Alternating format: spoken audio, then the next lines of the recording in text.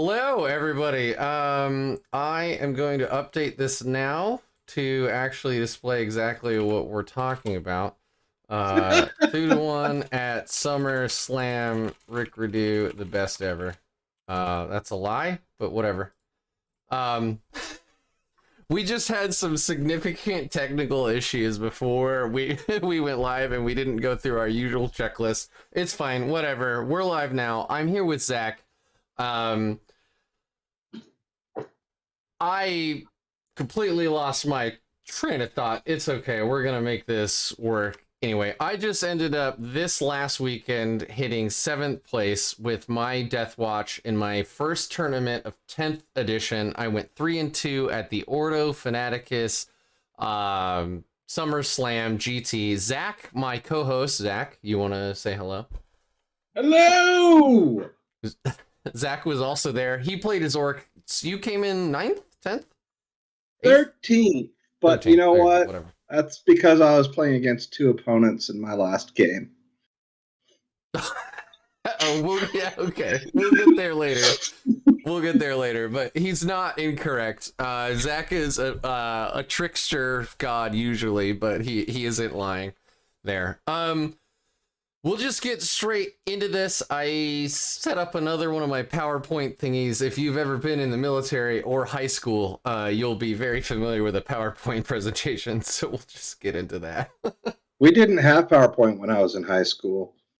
Yeah, well, you are 130 years old or something like that, so... Pretty close.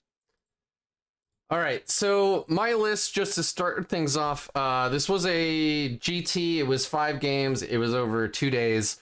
It was hosted in an old mall that some of us used to hang out at as teenagers when it was very busy. It is not busy anymore, and they are hosting and giving things out, or now they are giving spaces out to Warhammer tournaments. But anyway, my list, after much going back and forth with various people that I respect very, very much, I decided to go with this list. So I should also say that we went with the latest balance and point updates because they hit before Thursday, before the event. I think they hit on Tuesday or Wednesday. Was it Tuesday or Wednesday, Zach? Yeah, I think it was Wednesday. Anyway, but it might have been Tuesday. Yeah, so the agreement with the tournament was that if it hit before Thursday, we would use it, and it did. So we used the point updates to all the indirect fire, and we also used the rules updates to the fate dice, which is why you saw no Eldari there, or there was one Eldari player there. It was Ben, yeah, right? Ben was playing Eldari. Yeah, but he wasn't in the top, so yeah, I think he was 9th. It was won by GSC. The finals were GSC versus GSC, so GSC only lost to GSC the whole tournament. Anyway, so my list. I decided to go with a Watchmaster with Tome of Ectoclades. I stuck him into one of my Proteus kill teams. I went with a Gravis Captain with the Power Fist and the Relic Blade. I gave him Thief of Secrets, so for those of you unaware, that means that his Power Fist starts... Instead of its strength 9 to strength 8, instead of -2 AP, it's now -3, and instead of 2 damage, it's now 3 damage. As soon as he kills a model, all 3 of those things go up by 1, so he'll be strength 10, -4, and 4 damage. It's fucking hilarious, and I highly suggest anybody actually run that, because it's great. I then had a normal captain with a relic shield and a power fist. He went in my other Proteus kill team, and then obviously my Gravis kill team... or my Gravis captain went in with my Indomitor kill team. My Indomitor kill team was the way that you see everybody talking about how to actually run this. So I had obviously 5 heavy intercessors, 2 heavy bolters in with that group, 3 heavy bolt rifles, 2 aggressors with the bolt storm gauntlets and the frag launchers, 2 bolt interceptors, and then 1 poor guy surrounded by friends with bolt rifles, and he has a multi-melta, but he was there. It was great. I had 2 Proteus kill teams. I waxed and waned about whether I should have one that's really shooty and one that's really melee. Instead, I decided to go with 2 that were exactly the same. They had 4 Terminators in it, 3 with Cyclone missile launchers plus Storm Bolters plus Chain Fists. I specifically chose Chain Fists in case I went into Knights, which, spoiler alert, I did. The last remaining Terminator had a Storm Shield and Thunder Hammer, so now he has 4 wounds, which is fantastic. A Biker for all the movement crap, 4 Infernus Heavy Bolters, on my vets, and then my last remaining vet, who is almost always the first one to die, had a Astartes shield and a bolter. I then had 2 whirlwinds with hunter killer missiles, a gladiator lancer, and then I had a 3-man Inceptor unit, so they could come down from deep strike, and then once per game they can land within 3 inches, which is super good. So yeah. That's my list. Any questions from you, Zach, or chat actually about this? Well, I mean, I can attest to how cool that is to bring those Inceptor units, and that was the only unit my entire time in my 5 games that actually got a deep strike off on me. Yep, because they can actually come down within 3 inches. Yeah. And they can't charge after that, but you don't care because they're terrible on the charge anyway. They do a shitload of like high strength shooting. There are probably some amongst you who notice right away I don't have any Desolators in my list. I played 3 games before the tournament where I brought a 10-man brick, and I felt like a dirty man. And I don't mean that in the sexy, fun way. I just felt horrible. Desolators are a scourge. They are very good. If you want to win tournaments, you're gonna have to bring them. I didn't want to, so I didn't. I have 10 of them. I did not finish painting them because they're gross. They made me feel gross. They're a gross model. They're gross. I hate them. So I didn't bring them. I did bring 2 whirlwinds though, so I didn't have a dearth of indirect fire, but I specifically chose to, especially after the point increase, just not bring any Desolators at all. Well, as an Ork player with a lot of infantry on the field, I thank you. Yeah, I don't. Yeah, so Deathwatch doesn't care about that, and I'll explain that. I'll explain that later. But the tournament was hosted by Ordo Fanaticus. This is a lot of the tournaments I go to here are hosted by them. They have RTTs all the time. They have GTs. Rosehammer was back in. When was it, Zach? Good God, I don't know. It was like 4 or 5 months ago, I think, and it was a super major. It ended up being like 115 players. I came in 7th out of 26 players. 6. It was last, huh? Yeah. I was saying, 26. Yeah. It was last weekend. We used player placed. I'm seeing a big general pushback against tournament organizers using player place right now, because I didn't like it. The Games Workshop terrain seems to have a whole bunch of options now for like more terrain that actually makes things like very, very nice. My first few games of 9th, of 10th, I actually used the GW recommended terrain layouts, and they were pretty good, if I'm completely honest. But we used... Yeah, I would totally agree with you there. Yeah, but we use player place here. Hey, Garrett, what's up, dude? It's a 5-round event. All missions were combos that were pre-selected by the TO from the Leviathan mission deck. I'll explain each one of those as we get to each individual matchup. And then gambits were not allowed. This did not surprise me. This was in the player packet. So, but during the little briefing that they do the day of the first games, the TO James is like, yeah, gambits are unfun, so we're just not going to use them. And we all laughed and ha ha ha ha. Somebody used a gambit. The guy I was playing with, his game prior, he tried a gambit out. Like, really? people were using them. Oh. Although I think Person was using them. He used it. They must not have heard. And he was like, I thought it was better than it was. And then I actually read it, and it's so horrible. Yeah. So, okay.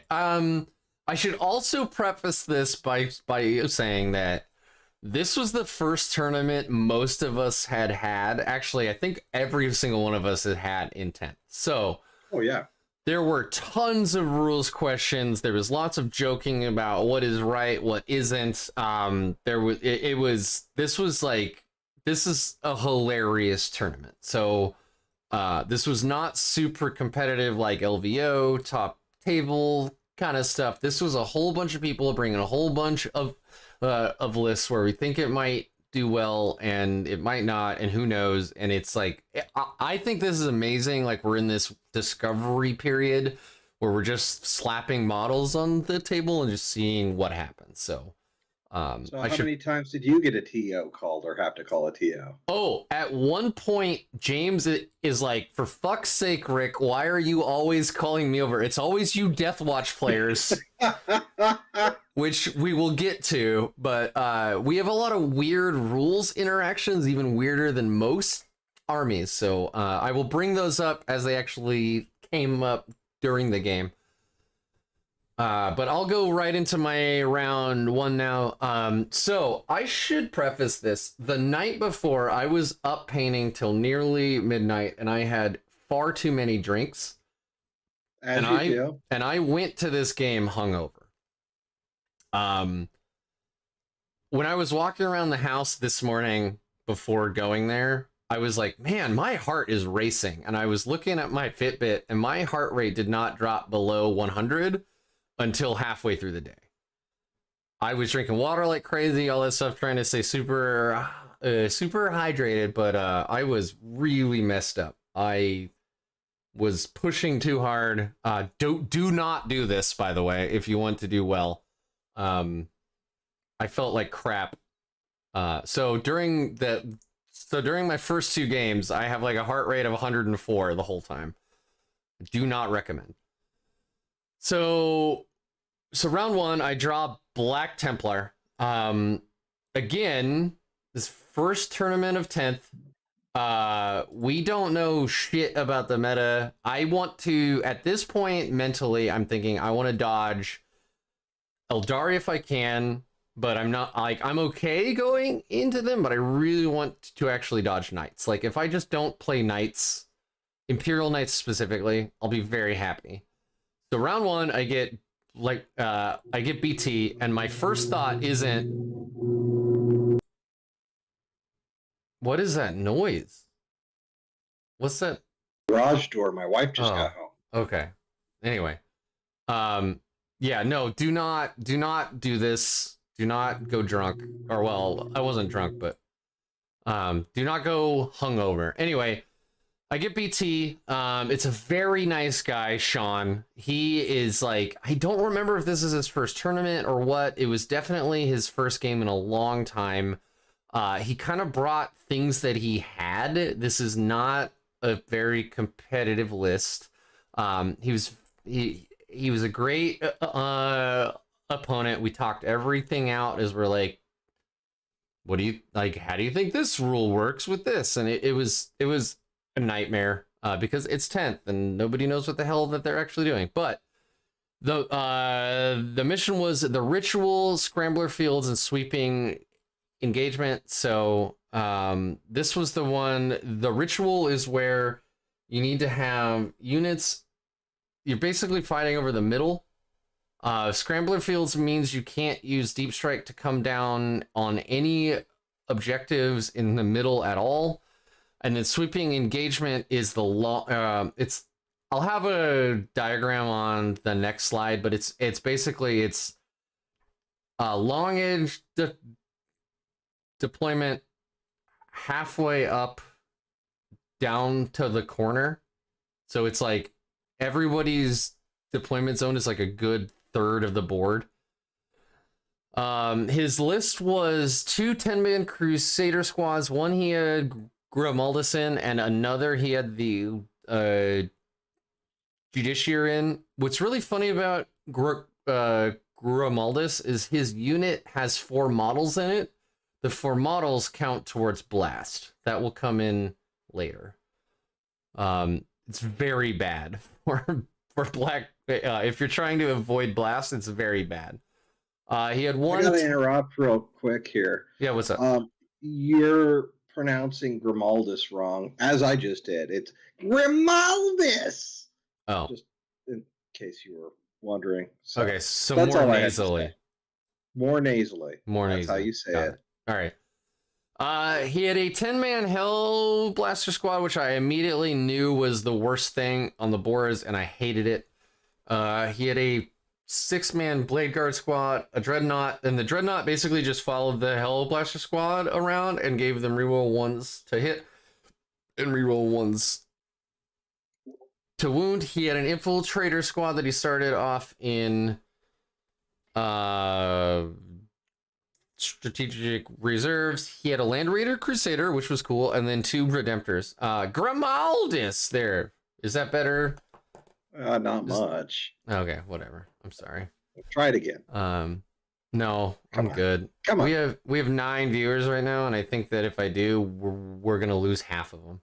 No, they're gonna go tell all their friends, Grimaldus. and things are gonna blow up, and you're gonna finally reach 10,000. Oh, nice. So I put 3-man Inceptor into Deep Strike. I put my Indomitor kill team into Strategic Reserve. This is a mistake I made. I'll never do throughout the rest of this tournament, except for one game against Knights specifically, where I just didn't want it to be shot. But most of the time, honestly, you want as many models as you can on the board, especially with the Teleportarium strat being as strong as it is, because you can just grab 3 kill teams and immediately just stick them in advantageous spots. So I tried to do this as little as possible. So here's the sweet. Oh, right. I should actually say this guy won best painted army. These up on the screen right now are his 2 Redemptor Dreads. This entire army was absolutely fucking gorgeous. Every single model was done to one of these standards. Lots of kit bashing, lots of extra purity seals, like lots of torn up paint, and anyway, it looked great. He won best painted army by far. I think it was a pretty easy vote from almost everybody. So here. So here was the deployment. I tried to put the lines in the right spot. So he's at the top, I'm at the bottom. I got first drop for terrain, so I stuck that Ruin right in the middle because I knew I wanted a melee threat I could like catapult up the board and hold that the whole game. He hid most everything, and yeah, things looked pretty good. We went into turn 1. Oh yeah, so this is the end of turn 2 here. I'll explain this in more depth. I don't think I took very good photos of this specific matchup, but he ended up charging. So I blew up. I went first. I oathed his Land Raider. I blew it up. My Lancer went ape shit and one-shot it, basically. His Blade Guard climbed out. He lost 2 of them. On his turn, he moved them up. And I told him, if you move them up, like, I will heroically intervene into you. Are you sure you want to? He said, yes, I have to. So I heroically intervened. I surrounded him, and this was my turn 2, where I got to fall back and then shoot his Blade Guard and then charge. So this is a hilarious where I actually got to completely surround him with all of my models. before. Had he charged with that model that you heroically intervened with? No, so he advanced. Okay. He couldn't charge. He wanted to get in the middle because he had storm hostile objective. So he didn't end up scoring that because I heroically intervened into him. It scored at the end of his turn. I then killed so many of his blade guard that he didn't control it. So I think you might have cheated, buddy. I might have cheated? Really? Yeah. Why? I think they changed heroic intervention where you have to heroically intervene on a unit that's charged one of your units. Oh, really? Yeah. Oh shit, I might have cheated. Okay. Well, like, so that's legitimate, and and there's John right now in chat explaining that you cannot do that. So this is the thing where, again, this is our first tournament of 10. Time. There was a lot of mistakes made during this. So if you are tuned into this hoping to hear like perfect games played by perfect people who never made a mistake, you can just go away, because this is not that stream. I heroically intervened. I fought first. I hurt him. I held this. I'll go ahead and give you a spoiler. It won't matter because I won this game 100-12. So all because you cheated. No, man, I'm disappointed in you. No, I'm gonna get a hold of the TO. Yeah, we'll drop you down to 14th. Actually, 13th, and drop me up to 12th. All right. Anyway. So that's great feedback, and that's one of the reasons I actually do this. I love this. So I fucked up. I didn't know. My opponent didn't know. We were both assuming it worked, like 9th. Whoops. Oh well. He lost that blade guard unit. So this is the top of turn 3 right here. So it's my my turn. I had shot. So he had come down this right flank here with a unit of Crusaders led by a Justiciar. On my turn 2, I went absolutely apeshit. I took precision as my chapter tactic. I moved my kill teams up. I shot the crap out of them. I killed that entire unit with like very little trouble. I now firmly hold the middle. Another one of my kill teams is holding this. So by the end of turn 3, so that's right.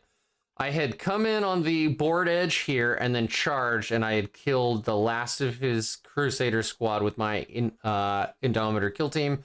So now I am holding 4 out of the 5 spots.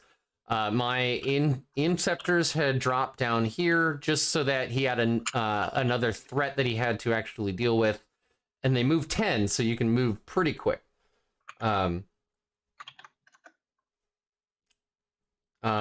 So heroic intervention: when your opponent's charge phase just after an enemy unit has charged, right? 1 unit. Yeah, okay. So I cheated. Whoopsies. It wasn't on purpose. Obviously. Yeah. I'm sure I cheated a couple times by accident. Yeah. That was the thing, is during the briefing we all explained like, hey guys, first game of 10th. Like, remember, some of the rules you think you know, you don't know anymore. And I had only had a couple of practice games, and a lot of people had no practice games, so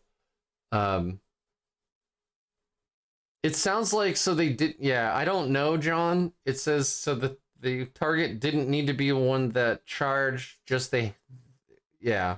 No, it does need to be that unit, because it specifically says that enemy unit in the target side. Yeah, so this will never come up for Deathwatch because we don't have that many units. But whoops. My bad. Sean would have probably laughed this whole thing off. Oh, absolutely. So at this point, on the top of 3, I have firm board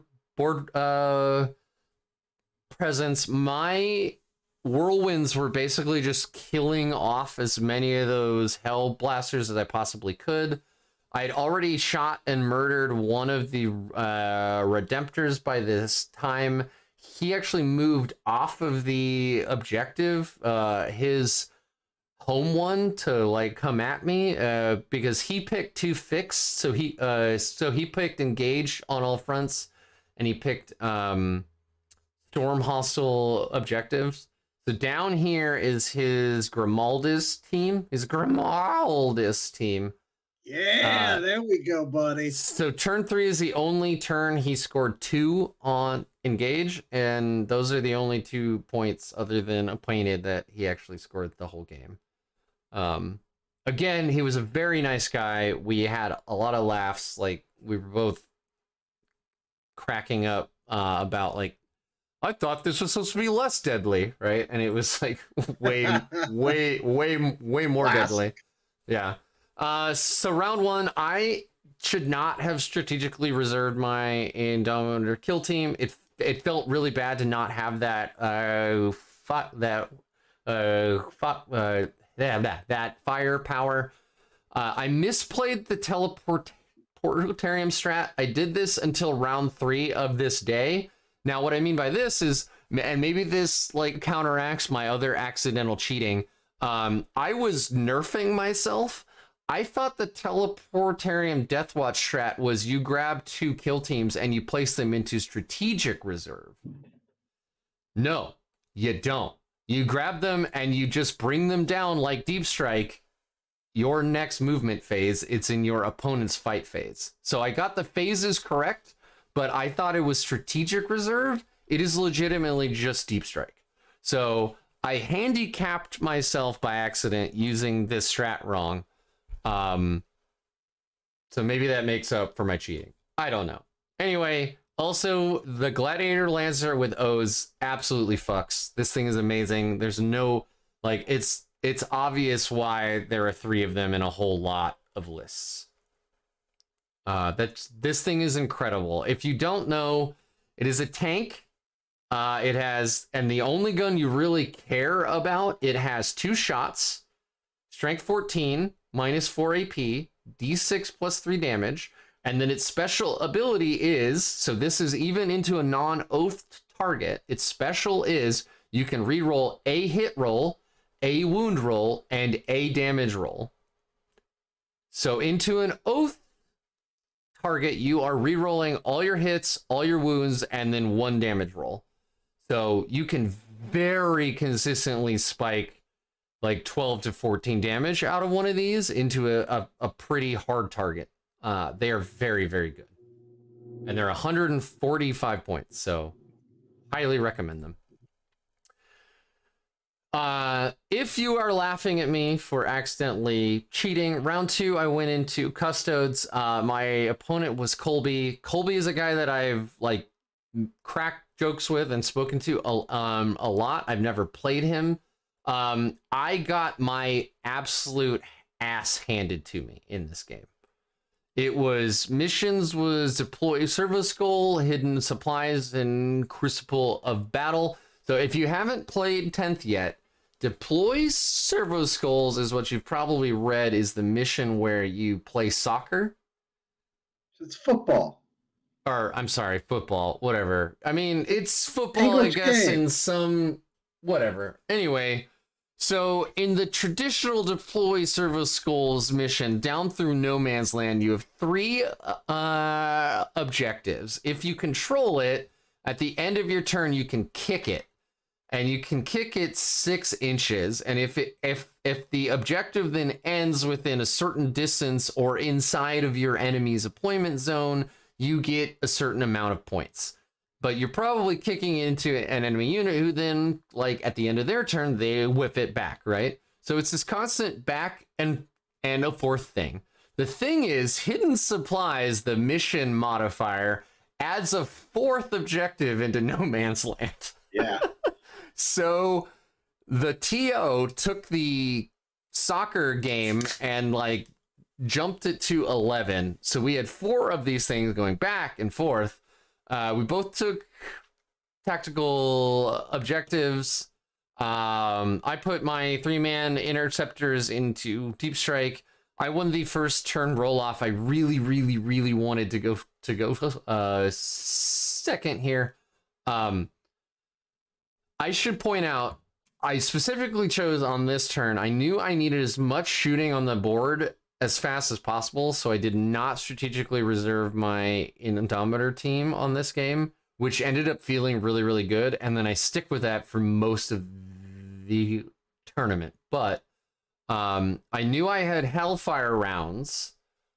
So going into Custodes, I felt like I had a pretty good shot as long as I went second. I went first. Yeah, I could see that. But, the thing is about servo skulls is it gives a big benefit to whoever goes first if you're playing the primary game. Because you get the first kick, and then they kick it back. Yeah. If you can get in there, at least. So, it could go both ways. But I guess you don't have a lot of... you don't have anything with scout or infiltrators, do you? So I do have a unit of infiltrators with a Phobos librarian in it. So they have lone operative. Don't think I lost any of them the whole tournament except game 4. Like, they're so hard to actually kill and so not worth actually shooting.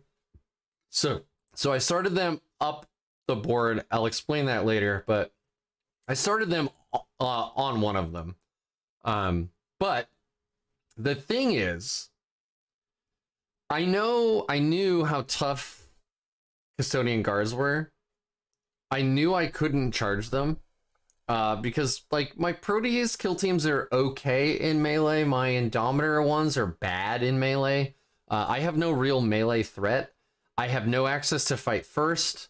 Custodes do. They have access to -1 damage. They have access to a 4-up feel no pain if they bring wardens. They have access to +1 attack. It's +2 attack if the unit's under half strength. They have strength 7 melee, -2 damage. It's perfect for murdering my army. So I knew I had to play super cagey. So his army was, and Colby is laughing the whole time. He is basically like, I brought the dumbest list I could possibly bring just to try it out. I know this is stupid, and I'm sorry. He's like, I got 5 data sheets. That's it. Yeah, and I should also mention that Colby is a good guy. This was very funny. He did not this was a great game, even though I got slapped the whole game. So don't take that to mean that he's being an asshole. He was actually being very funny the whole time. Yeah. But I played him the next round. So he brought few. I think his entire army was 34 models. He brought 3 10-man Custodian Guard, all spears. He brought 2 2-mans of the Terminators, all with spears. He brought 2 shield captains and Trajan. One of those went into each one of those guard squads. And then he had a Calidus assassin. That was it. That was his whole army. It was I think it's 30, 34. It's 37 models. His entire army is absolutely dinky. Anyway, here's the deployment. I'm on the left, he's on the right. Obviously, I tried to do something that made it more obvious to see on the screen with this lava board that we were on. So you can see up here at the north is my infiltrator squad. I was doing a lot of measuring where I'm asking can you advance and charge? Do you have any kind of weird shit, right? So I was exactly 18.1 inches away, so he could not move and then even declare a charge. But all of my other kill teams are back behind my deployment zone, behind ruins, because these guys can run out, advance, and shoot, and then they can shoot again. And their shooting is pretty good. It's not crazy, but it's pretty good, and it is a perfect profile for killing Marines. So I didn't want to leave everybody just out hanging. So this is my deployment. I went first, which is exactly what I did not want. So if you see here, these dice are my deployment zone. I barely moved. I barely moved at all because I knew I needed him to come out to me because I knew I needed 1 or 2 good rounds of Hellfire round shooting where my teams were still alive if I was to ever kill enough models of his to actually win this game. The problem is, and again, Colby is hilarious, so nobody like take this wrong. I moved all of my kill teams out to shoot him. I shot the ever-living shit out of him with everything. I used Hellfire rounds, so I'm automatically wounding him on 2s. Proteus kill teams are automatically hitting +1 if they're firing into a unit that's above half strength. So most of my army is hitting on 2s, wounding on 2s. My whirlwinds, I even fired first to try to get battle shock tests going. So that they couldn't use stratagems. Colby is too good of a player to let that happen. So as soon as I started targeting his units with whirlwinds, he started to pop his like -1 damage strat. And because he's not battle shocked yet, he can still do that. So, and he went second, so he has 2 CP, so he can do that, right? Right in his middle squad. So I think his middle squad ended up being battle shocked this turn. No, it didn't, because it had Trajan in it, which makes their leadership 5+. So anyway, I was trying to do this properly. I was trying to get him battle shocked. He couldn't use strats. He couldn't hold stuff, or well, that's in the next phase. But anyway, just to like, because I knew a lot of the efficiency of Custodes comes from their crazy strat support. It didn't matter. They also have a 1 CP strat to bring back a dead Custode on their turn, by the way. So I shot 3 kill teams into him for 2 turns consecutively, and I think I killed 6 models. Oh. Colby also, and as anybody here who is a Deathwatch player knows, that is a withering amount of firepower. That is Cyclone missile launchers that are firing crack missiles. You have a multi-melta. You have a shitload of like damage to, you know, strength 5 from like heavy bolters. There are, and then there are a bunch of like low AP, 1 damage shot. Like it's a ton of shooting. In the first 2 rounds, I must have made him take over 200 saves, and he made almost all of them. Well, you know, it's funny. Yeah, it's. Oh, you know what I'm going to say. I don't, but please do. No? Well, everyone else doesn't, 6. so please do. Yeah. And I mean, I had 1 round of shooting with my Ludas into this exact army.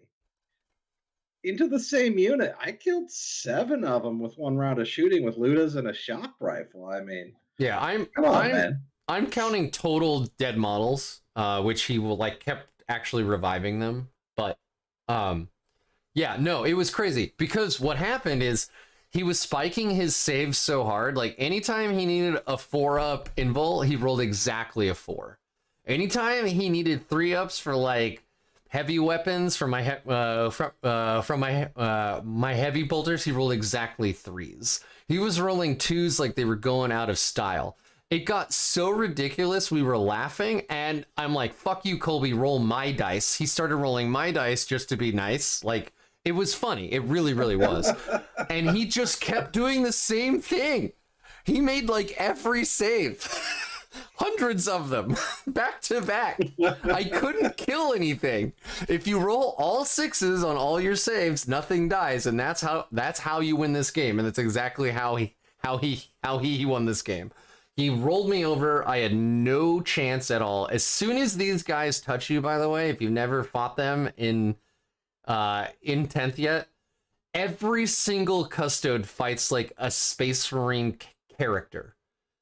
And I'm not even kidding. They all have base 5 attacks. They're hitting on 2s. They're strength 7, which is a delicious profile in 10th. Where like you can actually hit vehicles and be wounding on 5s a whole lot of the time, right? Like They have a perfect melee profile, and it is just wild. Like, I don't want you to think I'm just like sucking down salt right now. I had a very fun game. The only thing that could consistently kill Custodes was my Gladiator Lancer. That's it. Everything else bounced. Here's the end of turn 3. If you're looking at the stream, you can see I have 2 models left. I have a Whirlwind and a Gladiator Lancer. That's it. I might have an Infiltrator team locked back here in the top. I don't think so. I think they were all dead. This was a wild game. Turn 4, I still had the same 2 models left. He held everything. He has 2 Terminators back here. He had like booted everything back. I think I killed 6 models plus a Calidus the whole game. It was crazy. Like, Custodes are so good. Again, I don't want to sound like I'm just being salty here, but holy shit, that was wild. Also, I've never seen anybody make that many saves for so long. It was incredible. Kudos to Colby. He made this still a very fun game, even though I was getting slapped around the entire game. Even when I thought I was playing very well. That said, without Hellfire rounds, I honestly don't know how anybody feels good going into Custodes at all. I felt like I at least had a really good chance to kill some models here. I did do a Custodes matchup later on where I table them, so I know it's possible, but like, holy moly, he was just making wild saves. This mission is really fun, actually. So like, we had to run up and kick the football. Everything was way more complicated because you can change the course of the battle. You can legitimately change the makeup of the battlefield every single time that you're holding, like at the end of your turn. You can just boot it back towards your deployment zone if you just want to be an asshole, or you can like boot it sideways. You can boot it like straight towards theirs. There's all kinds of things you can do. So fun mission. Again, I wish that I had remembered that the teleportarium strat allows me to deep strike. I didn't use it at all because I was like, well, strategic reserves isn't going to be that great this game. I can't land on objectives. I can't do any of that stuff. So big misplay by me there. I still think I would have lost the game, but I could have scored a few more points. So round 3, I went into Necrons. The opponent was Josh. If you have listened to my AAR where I played my Grey Knights and I won that RTT, this was the guy who was playing Chaos Knights. So my second game of that RTT. Very nice guy. I like him a lot. The mission was supply drop, secret intel, and search and destroy. For the most part, there's not a lot of anything crazy about this mission. Secret intel, if you're playing tactical, which we both did, allows you to draw 3 and then you discard 1. So it gives you a little more flexibility when you are drawing your secondaries to make sure that there's something that you can actually do. I put a 3-man, again, I put my 3-man of Inceptors into Deep Strike. He won first turn, which is exactly what I wanted. His list was all the tech you could possibly think of that is good in Necrons except Immortals. He didn't have any of those. But he had a Overlord with the Resorb and a Technomancer. Those were in with the 20-man Warrior Blob, which of course had Crypto Thralls in it. He brought the Monolith, which has an apocalyptic amount of Bang Bang. He brought a Ghost Arc, a Doomsday Arc, a Reanimator, a Canoptic Spider. So anybody in chat who knows Necrons better, the Reanimator in a bubble allows you to, instead of D3 plus 3 wounds worth of models, it's now 2D3 plus 3 wounds of models you can reanimate. So it makes reanimation nearly twice as good. The Canoptic Spider has a bubble of a 6-up feel no pain, which doesn't sound that good, but when you realize how many damage their entire army is saving, it actually is a huge part of this list. It's a huge part. Like, 6s don't feel like they come up that often, but holy crap, like blunting 16% of your damage is pretty insane, and that's assuming they don't spike, right? Yeah, followed by them just bringing them back. Exactly. So then he had 2 one-mans of the Locust Destroyers. They just sat on his home objective the entire game and did effectively nothing except die in like turn 5. He had 2 3-man Tomb Blades, which I knew he was going to use to actually score stuff, so I'm pretty sure I just killed them turn 1. And then he had 1 3-man of the Locust Heavy Destroyers. So we'll go into deployment here. So this is the one where we're 9 inches away from the middle, and we're in the corners here. I put a big, like, as you can see, there's basically a party going on down here where there are three 10-mans in this blob right here. I was trying to really measure. So the monolith has towering, so I was being very careful to measure through these windows in the terrain to make sure that nothing except my Lancer was able to be shot, which I was okay with because I could pop smoke on it. Speaking of tower, there's one key thing to mention. In this tournament, they made all first level windows not actually count. You can't see through. Yeah, so thank you very much. So because we had a bunch of Knights players, they specifically made the rule where, yes, the bottom floor you could not see in or out of. Even if you could draw a true line of sight on floor 1, it was effectively not there. So you really only had to worry about floors 2 and 3. In this case, I didn't realize it at deployment. The monolith guns are all range 24. So you can kind of, what? I said you would have been fine then. Yeah, you can kind of ignore a monolith with Deathwatch specifically because we're very mobile. So big hint, by the way, to anyone listening, like the monolith guns are all range 24. So he went first, which I was completely okay with.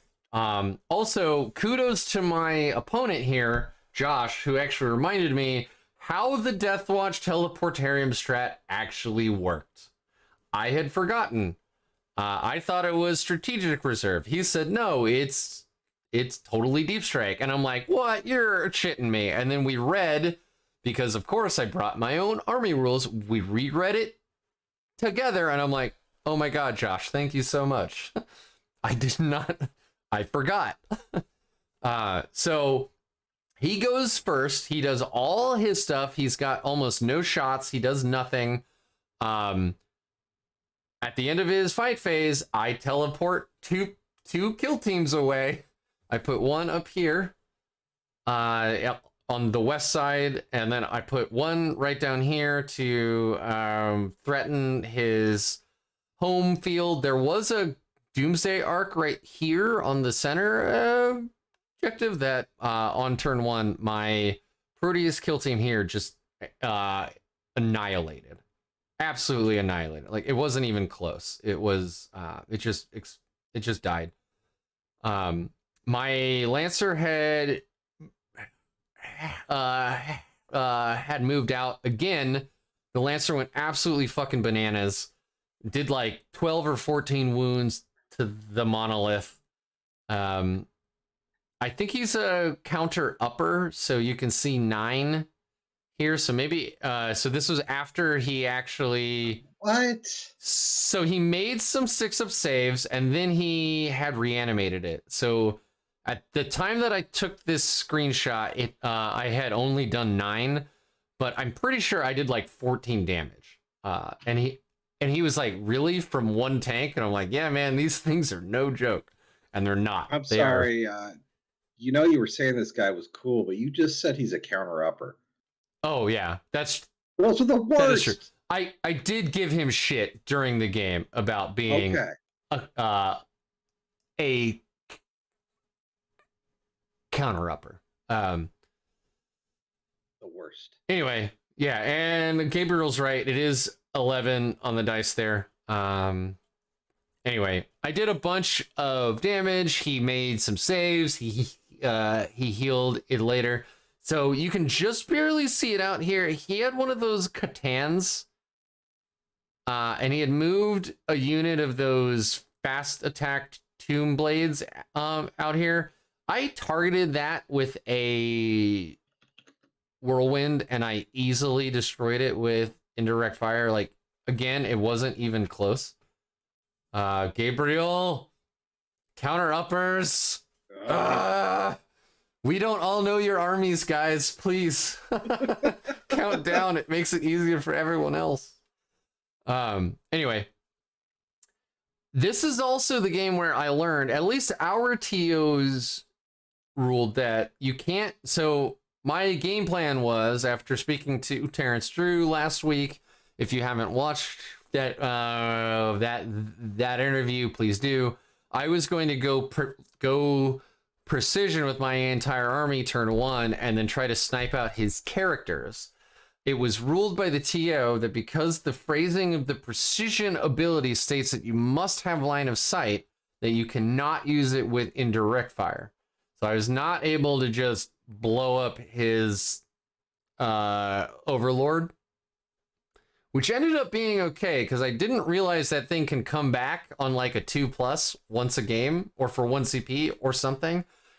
So instead, I started to target down his scoring units and his buffing units because the Reanimator and the Spider are their own unit and they aren't a character and they don't join other units. You can just target them. And they're both like toughness 6 wounds, whatever. So like if you have sustaining hits or lethal hits from the Deathwatch chapter tactics, you have a pretty good chance of actually having 2 whirlwinds kill one of those in 1 round. And if they die, they can't reanimate. So that's what I started to do turn 3 and 4, as I just started offing all of his crazy like buffing creatures, because like you can see like right here, he's got basically just a big castle. Everything's getting re-rolls. Everything's getting the 6 up. Feel no pain, right? Like you can't engage the north side of this map right now, just because there are too many buffs. But anything that moved out to like the west here or the south here, we annihilated. We just fucking like picked it up, easy peasy. So Gabriel had a question. Oh, sorry. Did you vet Undying Protocols? Is that the one where you can bring back a character? I vected the one where they can immediately reanimate after I shoot at them. I don't know what it's called, but that's the one. Is that Undying Protocol? You should definitely vect that. Sounds right. I don't remember its name, but yeah, okay. So yes, I specifically avoided his warrior blob for like the first 3 turns actually, because I knew it was super tanky. I was afraid of the monolith. I was afraid of the Catan, and I wanted to kill his 2 scoring tomb blades. I knew if I could like screen him out and stick him in that back corner for the whole game, even if it became a war of attrition at that point, I knew I could outscore him and win. So that was my game plan. Which I did. The Catan, by the way, is no joke. It shot and charged my Indomitor kill team, and it killed everybody except the captain, who then gummed him up for 2 turns, which was hilarious because he's like, "Oh, I'll easily kill your captain." And I'm like, "Well, he does take half damage," and then he's like, "Oh no."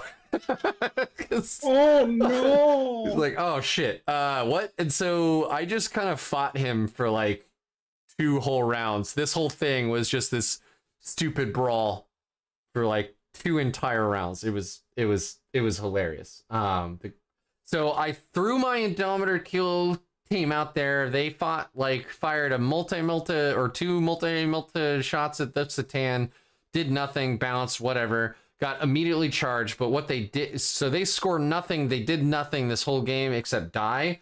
But what they did is they locked down that corner of the map and they forced him to commit the Satan into that unit, which he didn't want to do. He wanted that Satan in my backfield, killing my whirlwinds and making me move back to like defend my home, and that never happened. So that was amazing. They did their job there. And so turn 3, I have killed the monolith because on the next turn my Lancer went crazy and just offed it. Cannot tell you guys how good these Lancers are. They are the damage reroll is bonkers. Super good. I had killed everything. Like if you look at this screenshot, he has no spider left, he has no reanimator left, he's got his 20-man warrior blob and his 2 characters in there and a Satan, and then back in this far corner he has his 2 locust destroyers, not the heavy destroyers. They were already dead. That was all that was actually holding that down. So turn 4 I had again teleportariumed a Proteus team back in this corner. I charged, I killed those locust heavy destroyers, and I had him other than his Satan here, I had actually completely tabled him by turn 4. Going into that Necron warrior blob though was absolutely insane. I had like 2 Proteus kill teams, a Lancer, and 2 whirlwinds firing at it. The kill teams all had anti-infantry 2+. I think I had sustained hits 1 that round. I'm not 100% sure. But the 4-up feel no pains from whatever the fuck that character is, and the crypto thralls. It's not even the characters. It's no. It's the little... Yeah. So it's the guys, the crypto thralls to start, but then he also had a character. So if I remember right, the character gave the whole unit like a 5-up feel of pain, and if there were crypto thralls, the whole unit got a 4-up feel of pain or something. I don't remember. Yeah, something like that. I'm not. Yeah, that's it. So Gabriel knows what's. Gabriel should really have a YouTube channel where he explains this to the rest of us, because apparently I don't know either. No, he shouldn't, because he's a counter-upper. Oh, that's true. That's true. We don't want to encourage that in the rest of the community. So it took me forever to chew through those. Oh, and that's right. I didn't use sustained hits. I thought I'd get really spicy. And because the TO had ruled I couldn't use precision to kill his stuff earlier, I saved it. I used it now, and I'm like, okay, I'll kill all your crazy buffing characters now.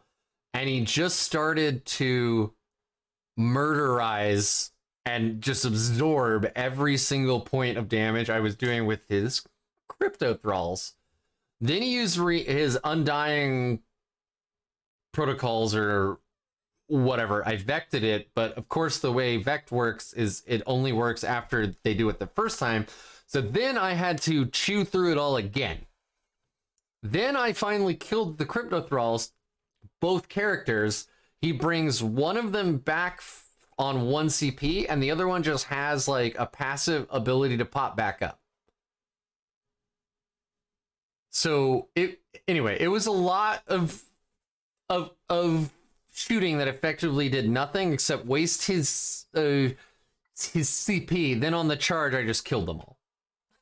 I tank shocked with the Lancer. I brought in a whole Proteus kill team. I finally picked them up, but my shooting did effectively nothing. Because that is an amazingly tanky unit. It felt really cool for him to be like rolling all this stuff, I wasn't really upset or whatever. It like I knew I was winning the mission. I didn't take the bait. I had done enough research and heard from others like don't shoot the warrior blob. So I shot everything else instead, and that worked out beautifully. So I ended up winning this game 100 to 52, I think. I actually have the notes here somewhere. I'm sorry, guys. It's in the description down below. But because I played the mission, I focused on stopping him from playing the mission, and I didn't take his trap card, basically. Until the end, when I knew I had already won, I was able to just completely wipe him out.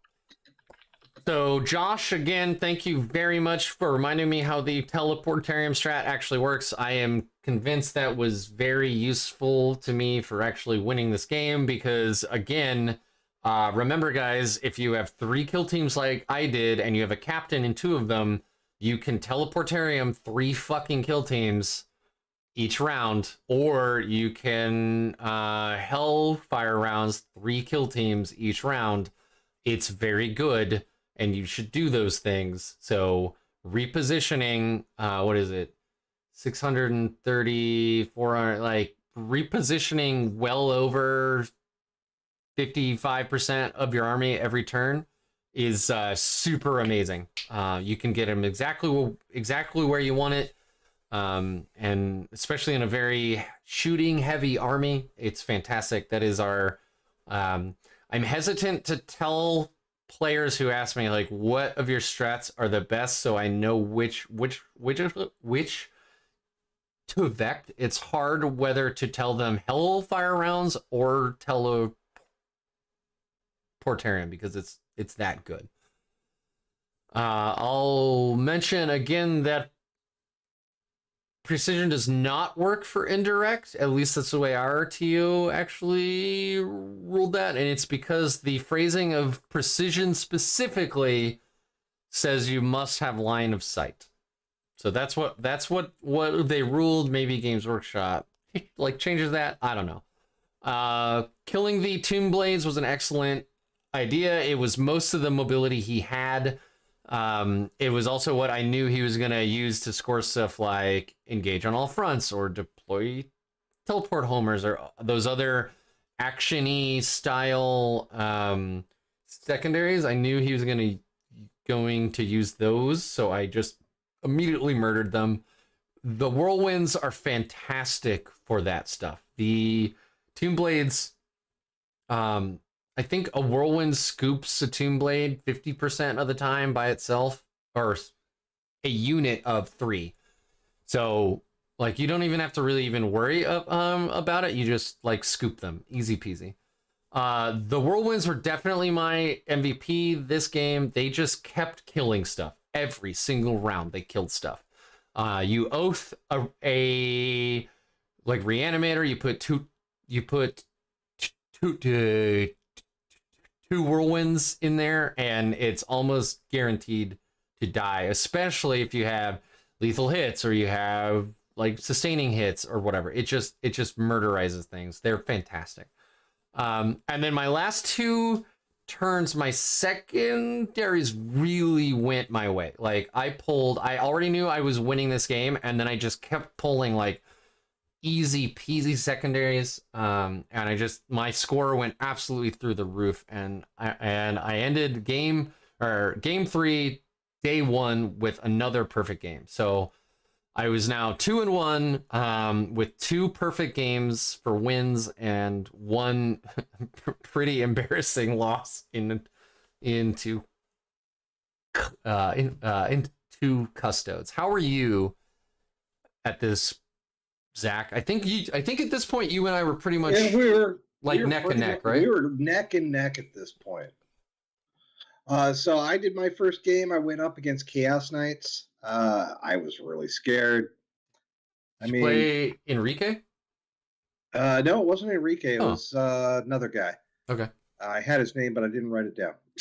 But he had a list with like 2 big knights. 7 war dogs, and I got called, or they had called the TO on me 3 times during this tournament. Really?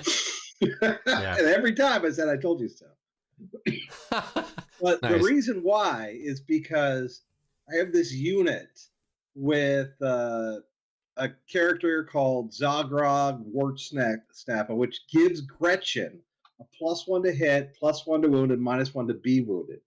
And that, I mean, Gretchen, they're strength 2, toughness 2 units, or toughness 3 units, something like that.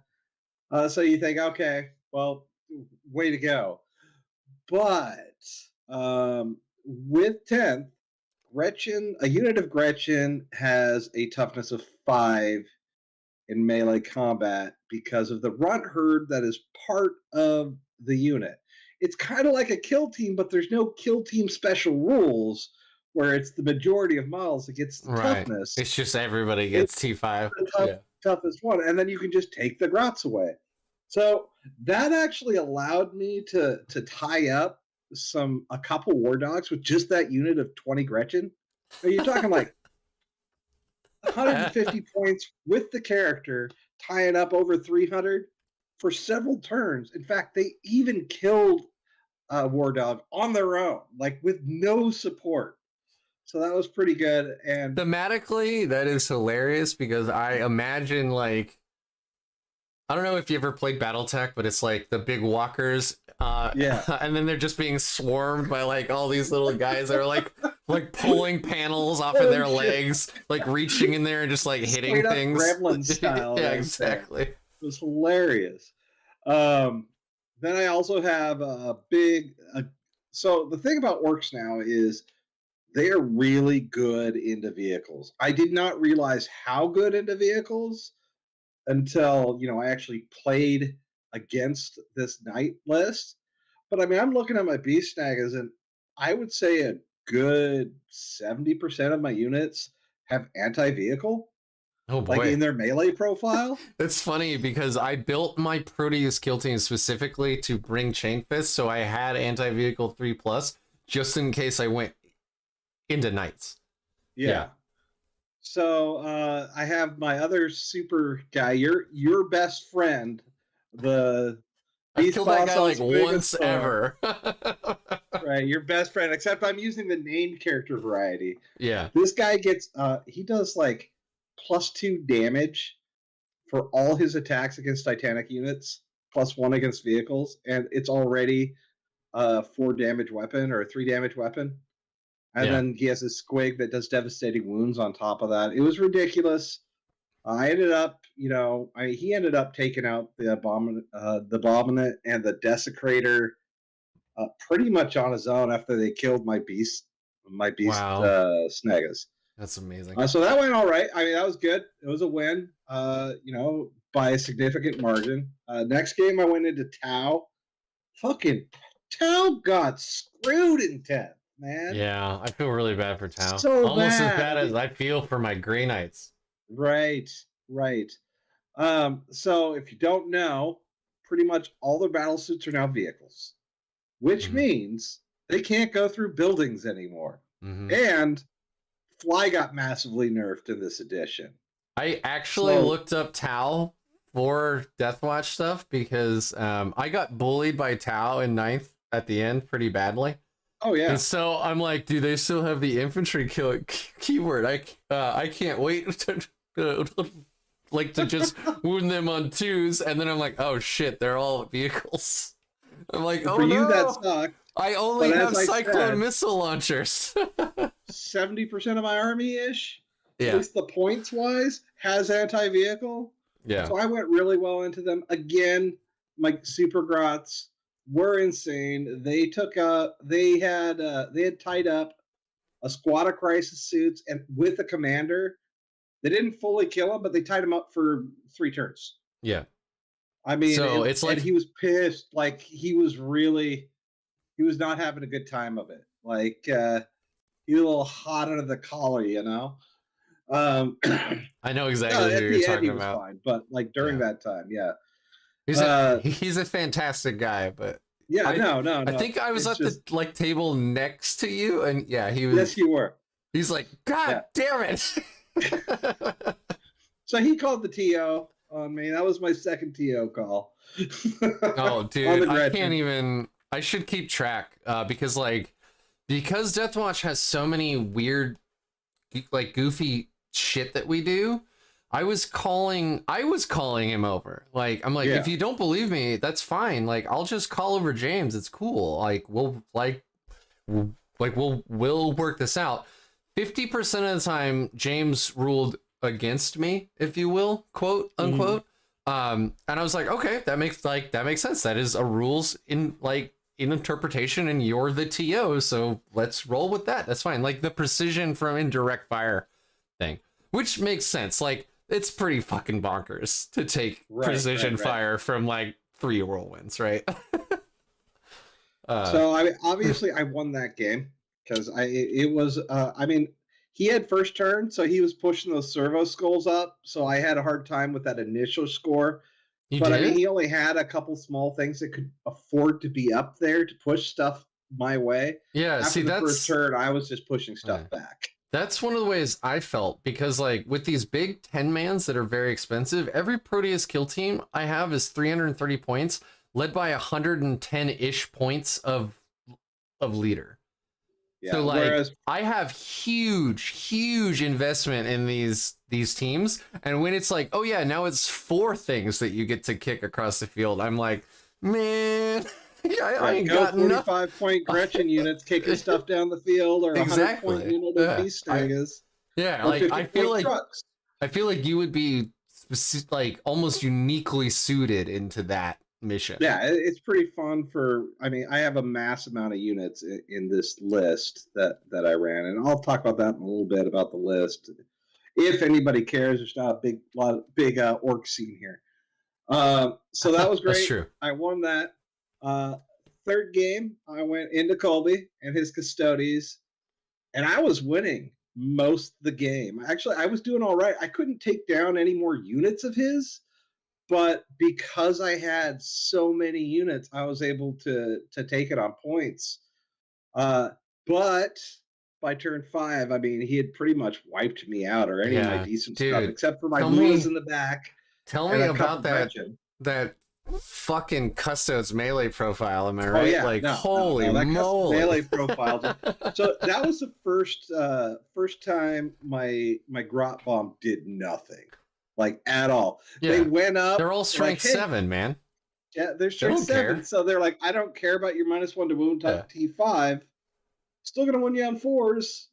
Yeah, and he was still 3s. Yeah, but 3s. But if the Custodes unit is on an objective, they're re-rolling all wounds. Oh, I know. So they're wounding on 3s, re-rolling, which mathematically is as good as wounding on 2s. Yeah. So he destroyed that squad, but I was still able to move around and get points and play with it a bit. At the bottom of 5th, right before it started there, I was 15 points up. No, 17 points up. So it was but that was a mission where you could get 15 points on primary. You gave him turn. Yeah, so you gave him a fight at least. I just got rolled over. Fight. Yeah, I got he ended up winning by 6 points. It was like 60 something to 57, 63-57. That was a great game. Colby was a lot of fun. I've done some streaming. In fact, RoseHammer, he was my co-streamer. Yeah. No, Colby's a great guy. Like, honestly, if he hadn't been so,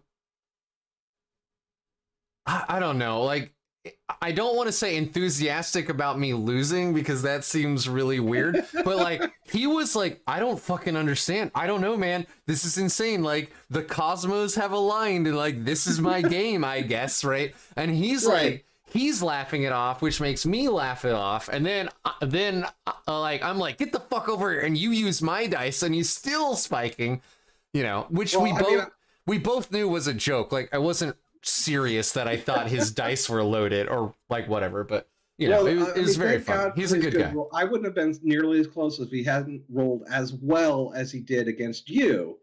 Oh my God. this is a game of chance. It goes the other way. Yeah. Turn 2, my 10-man Luda block, 110 points with a 50 or 60 point shock attack character with them, fucking laid into them. Just he rolled the saves and it was all ones. Must be nice. No, like he rolled the way I wish my Grey Knight Terminators rolled, but I swear when I roll saves for my Terminators, it is 50% ones. When all I need is twos, right? So we do have a question. Maizen is asking you. So they have a game against their mates, Gene Stealers. Any tips with your Deathwatch? So I didn't play in to them. I actually really wanted to because they're kind of the boogeyman, but they also seem very thematically fun to play against. I had a whole lot of flamers and stuff, so like I felt pretty okay, and very big blobs that I can spread out. I felt pretty good into them. So the thing is, take Inceptors, take 3-mans, and the reason is, when a unit of theirs dies, they have to place the coin back on the table immediately, right? If you watch them stream, even the best GSC players put those coins down like in a big blob in their backfield. If you use the Inceptor 3-inch deep strike and come down within 3 inches of those blobs, you can pop 3 or 4 of them at a time. And then those units cannot come back. Full stop. So those are actually dead. So if you do that the first time, and you can, because I don't know why, I don't know if it's a human thing or whatever, but like they seem to take their coins and put them into one corner, like almost a blob. If you can drop like 2 3-man Inceptor teams within 3 inches of those, and take out 4 or 5 different coins, they're done. That's the end of their game. They're fucked. I'll have to remember that for me too. I have my Storm Boys doing the same thing. They don't have the 3-inch though. So that's the thing, is you can't come within 9, and if you're outside of 9, they can still pop up. But Inceptors specifically, and Grey Knights, they have a stratagem that let them do this. But like Inceptors specifically allow you to come down within 3. If they start their turn within 3 inches of a unit, they can't come back. So that's one of the things I'm thinking about trying against them, because this 3-man Inceptor unit, 115 points in my list, consistently either scored me points, scared my opponent, or came down and fucking killed something. Every turn, or every single game, they did something, except my game into Colby. But like every other game, they did something, and so I'm actually thinking like, oh man, do I? Oh, and also bring infiltrators, because just 12-inch deep strike deny is amazing. So that's what I would personally do. I think that sounds very good. And like, no, you're gonna drop that Inceptor unit down, and they're gonna die.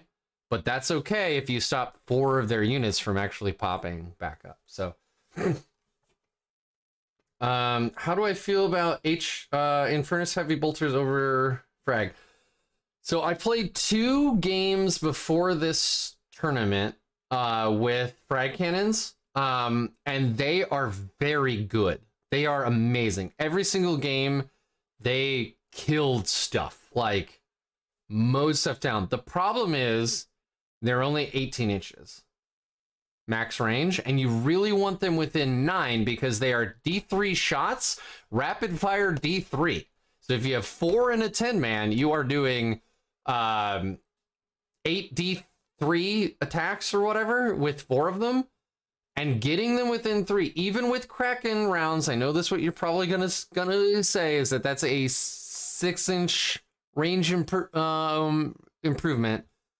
Even with Kraken rounds, like, you probably don't want to use Kraken on those kill teams. You probably want to use Hellfire. And CP is so much more precious in 10th. So much more precious. So you can use your captain to do it for free, and then it's on 2 kill teams and blah, blah, blah. Maybe that's a way. But like, I like the Infernus heavy bolters for 2 reasons. One, the 36-inch range on the heavy bolters is scary. They are always shooting. They are shooting something every single round. Like, almost, unless you hid them very well, they're shooting something. 2 is that flamer threat is no joke. If you say I have 4 heavy flamers in that unit, no matter who you're playing, except maybe a Knights player, they go, and they think twice about actually charging you, because that is a lot of flamer shots, and that's ignoring everything else. So like, I had a game, I'm about to talk about this, but my opponent drew Secure Stronghold. There was nothing in his backfield that could get back there except a assassin. So he runs his Vindicare back. He can't get on his home objective without being within 12 inches of me. I pop Overwatch. I kill it with the heavy flamers, but before that, he's asking like, what's actually coming at it? And I'm like, well, 3 crack missiles, six crack missiles, 24-ish bolter shots, 46 auto-hitting flamer shots. And by the way, I've already used, like, you know, I'm not going to wound you on 2s, but like, you're probably going to die. And he's like, yeah, well, let's just roll out the flamers. I see what happens. And he did not even live through that. So I spent 1 CP to stop him from scoring points. And that was, you know, so I like the Infernus heavy bolters. The frag cannons are very good, but the range is a real detriment. So I feel like the Infernus heavy bolters come in handy more often. That was a very long-winded. You, Rick? A long-winded, right? That's all I do. I just talk a lot. That's it. And for some reason, people listen. I don't know why. I'm still trying to figure that out. I apparently squirm around a lot in my chair while I'm sitting. So that's nice to know. Where do the heavy where do the bolter shots come from? So in most Proteus teams, if you're within 12, that's 3 Terminators with Storm Bolters, so that's 12 shots. You have my guy that is there, literally his job is to die, but if he's still alive, he has 2 shots, so that's 14. And then you have the Vigil Spear, which is another 2. So like 16, like, who gives a shit shots kind of like just coming at you, but like 14 of them on Overwatch, you're probably hitting with 2 to 3 of them. Is that a lot? No, but then you have crack missiles, or if it's a big unit, you have frag missiles. And by the way, I didn't mention this, but frag missiles into a 20-man Necron blob is stupid. Yeah. Because you get... a +4 times however many you have there. You get 3d6 plus 4 from each Terminator. I was holding so many dice that that Josh was like holding the last like 4 dice because I could not physically contain them within 2 hands. That's how many dice I was like, and these are all re-rolling. It's like, what the hell? So I tried assault cannons. I was very lackluster on them. I know the math is effectively the same. Like if you math it out in a long enough like timeline, assault cannons with their devastating wounds and cyclone missile launchers are the same, but it feels really good to be able to choose a profile for exactly what you want to kill. So like in my Knights game, if I was just firing assault cannons and hoping for devastating wounds for 1 damage each, that would have felt a lot worse than here comes 6 crack missiles, like, you know, wounding you on 5s, re-rolling, right? That like hitting on 2s because it's a Proteus kill team at above and you're over half strength, and I'm killing my Terminators last, you know, and I'm wounding you on 5s, re-rolling, which is effectively ruling you like wounding you on 4s. That feels way better than like I'm fishing for 6s on my wound rolls because that's all I've got with this assault cannon. So I personally prefer the missiles over that. And then into things like a 20-man warrior blob, the frag missiles feel like it just feels so viscerally good to just hold as many dice as you physically can and just roll them. It's like my melee face. Yeah, like at that point, it like the rules should basically say as many dice as you can physically hold. Just roll that. Just roll that. That's what's hitting, right? Like it feels really good. And yes, it does open Hellfire on the Proteus, which felt a lot better going into like Custodes, right? So.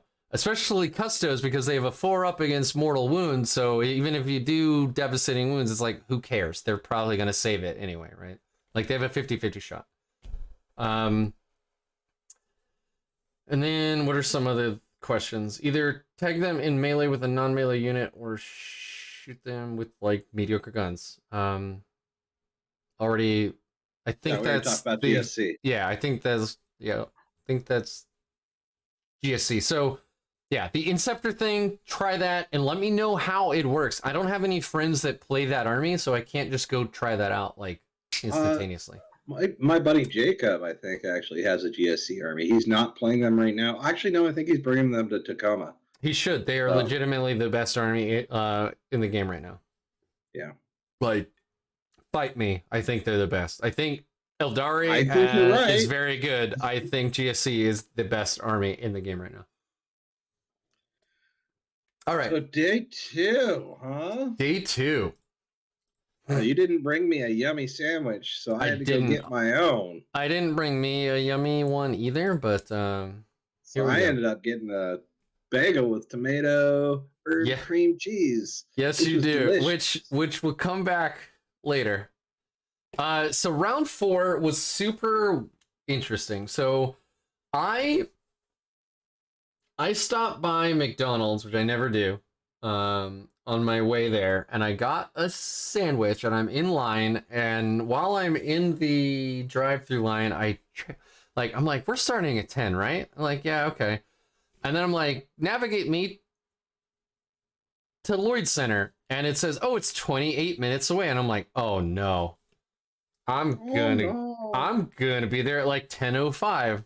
I rush there, I get there early, whatever. I get there before announcements, like pairings are up. I'm at my table. I'm there. I set up the whole table. My opponent isn't there. Everybody else is playing. Like, I see people putting down terrain. They're explaining their armies to one another, all that stuff. My opponent isn't there. And so I call over James, and I'm like, hey man, what should I do? And he's like, do you have a clock? And I said, yes. And he sets it up, and he's like, well, his time starts now. So I stood there for like 8 or 9 minutes. And I'm like, well, what's the time? Like, how late does he have to be? All this. And he's like, I think it was, if he's 30 minutes late, he just forfeits, and you get the average score of all the winners of that round or whatever. And I'm like, well, okay. I mean, that's like, those are the rules, but that's fucking lame. I'm here to play the game, right? Like, I'm not here to win via a forfeit. So like the hour and a half clock is down to like an hour and 29 minutes, and he comes running in, and thankfully he's playing Custodes, so he has like 4 units. And I don't know what, like, I get the feeling that like Noah and I would be really cool with each other, but he was like pressed for time and stuff, and so he was like kind of short with me, and I think he was just stressed, right? He's like pushing, he's like, I gotta throw these models down, all this stuff, like, like whatever. So the game was already off to a weird start, but he has effectively the same list Colby brought, except he brought some wardens, and he brought a land raider. This was Sites of Power. So the three in the middle, you have to hold. So right here. And if you hold them, it's worth 3 VP. If you hold them with a character, it's worth another 3 VP or 3 VP. So each one's worth a 6 up to a maximum of 15 a round. I won first terrain deployment, and I fucked myself right out the gate. So I knew he had a melee heavy army, and I decided for whatever reason I dropped this piece of terrain first, and it was way far back from the middle of the board, and that allowed him to just kind of make this excellent wall here. So and then he deployed all his guys right behind each ruin. So this land raider had a squad of 6 guys in it. There was a 10-man here in the middle led by Trajan, and then there was this 6-man of wardens with the blade champion in it, I think. And then he had this Vindicare here. So the good news was I saw him deploy with his 4 units, and I'm like, okay, like he did not screen his backfield at all. So my turn 1, I can teleportarium, I can get back there, and I can like kill something, right? So I'm feeling okay, but not great. I immediately felt terrible about, like, the second I put down this ruin here, and then he put down this one, I was like, I fucked up. Like the game's over. I already messed up. That felt really bad. But I'm like, I'm here to play the game. So turn 2, as you can see, I grabbed 2 of my kill teams. I dropped them in the back. Now what I did here is I went tactical, and one of the first ones I drew was Assassination. When I drew Assassination, I saw my opponent kind of smirk, but he doesn't know I get army-wide precision. Dun, dun, dun. Yeah, so I dropped this Proteus kill team here. I pop one CP for Hellfire rounds, and I absolutely annihilate the Blade Champ. Like, he used stratagems, he did all kinds of stuff, but I was like still rolling guns, and he's like, "Are you done yet?" And I'm like, "No, I still have like, blah blah blah amount left." And he's like, "Fuck, man." And finally, like on the last wound, the last gun actually kills the Blade Champ and scores me 5 points out the gate. And he's like, "Can you do that again?" And I'm like, "No, actually, unfortunately, I cannot." Which I should mention, I had told him this before game on, like this was not a gotcha moment. I just think that, again, he was so focused on trying to get his army on the board because he was late that I don't think he was listening. But I did explain, like, I get lethal hits, I get like sustained hits, I get this, right? Like, and again, like John says here, like, we also get adaptive tactics. So I could do it. Again, thankfully, the way the tactical assassination card is written is if you kill a character on your turn, it's 5 points, and then you're done, and you score it, and it's over. So I didn't have to worry about trying to snipe out like Trajan or something, right? Because of course he has Moment Shackle, which means he's a 2-up invulnerable save, and all this stupid shit. So anyway, I drop down and I murderize his best fighty, like, single character in the whole army immediately. I moved up, and like I was very careful as I'm explaining to him about how far, where I'm asking how far can this unit move, and he says 6, and I'm like, okay, I'm 18.1 inches away. So on your turn, if you just reverse and come at me, you cannot declare a charge, right? And he's like, yes, I cannot declare, right? And I'm like I'm just I'm so scared now after that first game. Like, I'm shaking in my boots because if any one of these units touches any one of mine, they're dead. Unless I just spike invuls like crazy, my units are dead. I cannot stress to anybody listening to this who hasn't played a game yet into Custodes. If you are not Custodes and you try to melee Custodes, you lose. You look like coming from a melee army, I can validate this experience. Yeah. You like, and my Proteus kill teams are built for shooting, and they have okay melee. It's respectable, but it's not Custodes melee. They also have a 1 CP strat to fight first. So you have to charge with multiple, and then they can do it again on a shield captain for free. So even if you charge multiple units of theirs, they could have, up to 3 units a game or a turn all fighting first. So you have to be very careful. And so my way of being careful is just, I'm not going to charge them at all.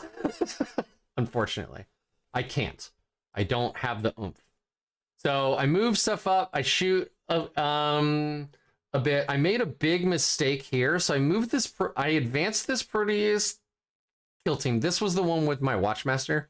So they can advance and shoot and charge and fall back and shoot and charge. And I don't know why, but I really wanted to advance them up and get my 3 Terminators into range to fire at these Wardens. But once I started my shooting phase, I'm like, these guys aren't going to be able to do enough to actually like hurt these guys at all. I should have actually kept them way back here, screening out like Terminators, or I could have also like spent the CP on them, leapt these 2 teams, and then had this team spend it for free, and then everybody could have been in their backfield, but I did none of that. So instead, I kind of left these guys like hanging out to dry, and it was not a great call. So I'm already down like 2 not great decisions. My whirlwinds bounce because they always do. I left my Lancer completely hidden. Later, it gets to kill this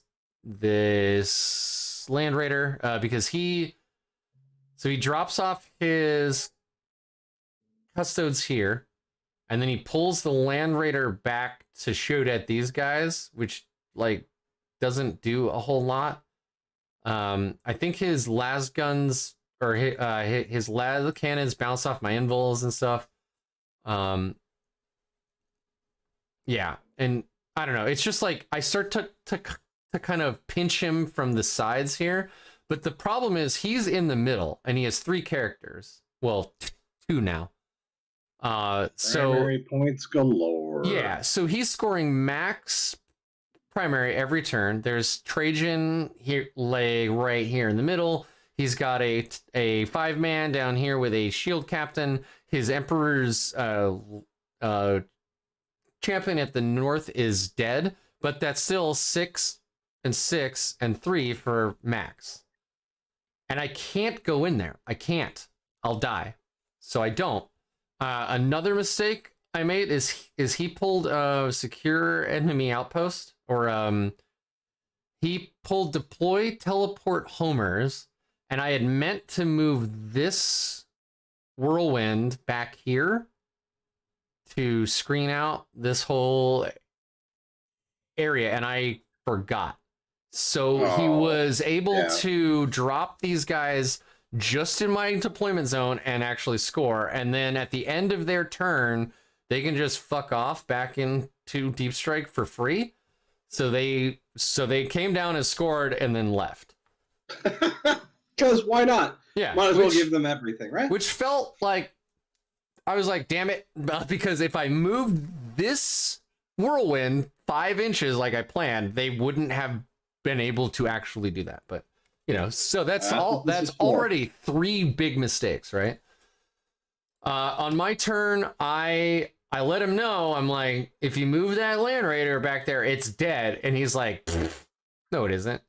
Well, I killed it because of the Lancer. It just offset down to 2 wounds, and then I think I shot 3 crack missiles into it, it dies. I dropped my I pulled secure enemy stronghold, and I dropped my Inceptor unit there, so I just score 8, which is amazing. He had Terminators that dropped back here. They were, I don't have a screenshot of them, but they were, so one was back here at the north end of his objective, and the other one had to drop on top of this like brick because I had a Proteus team here, but I easily like murderized them with my all my shooting.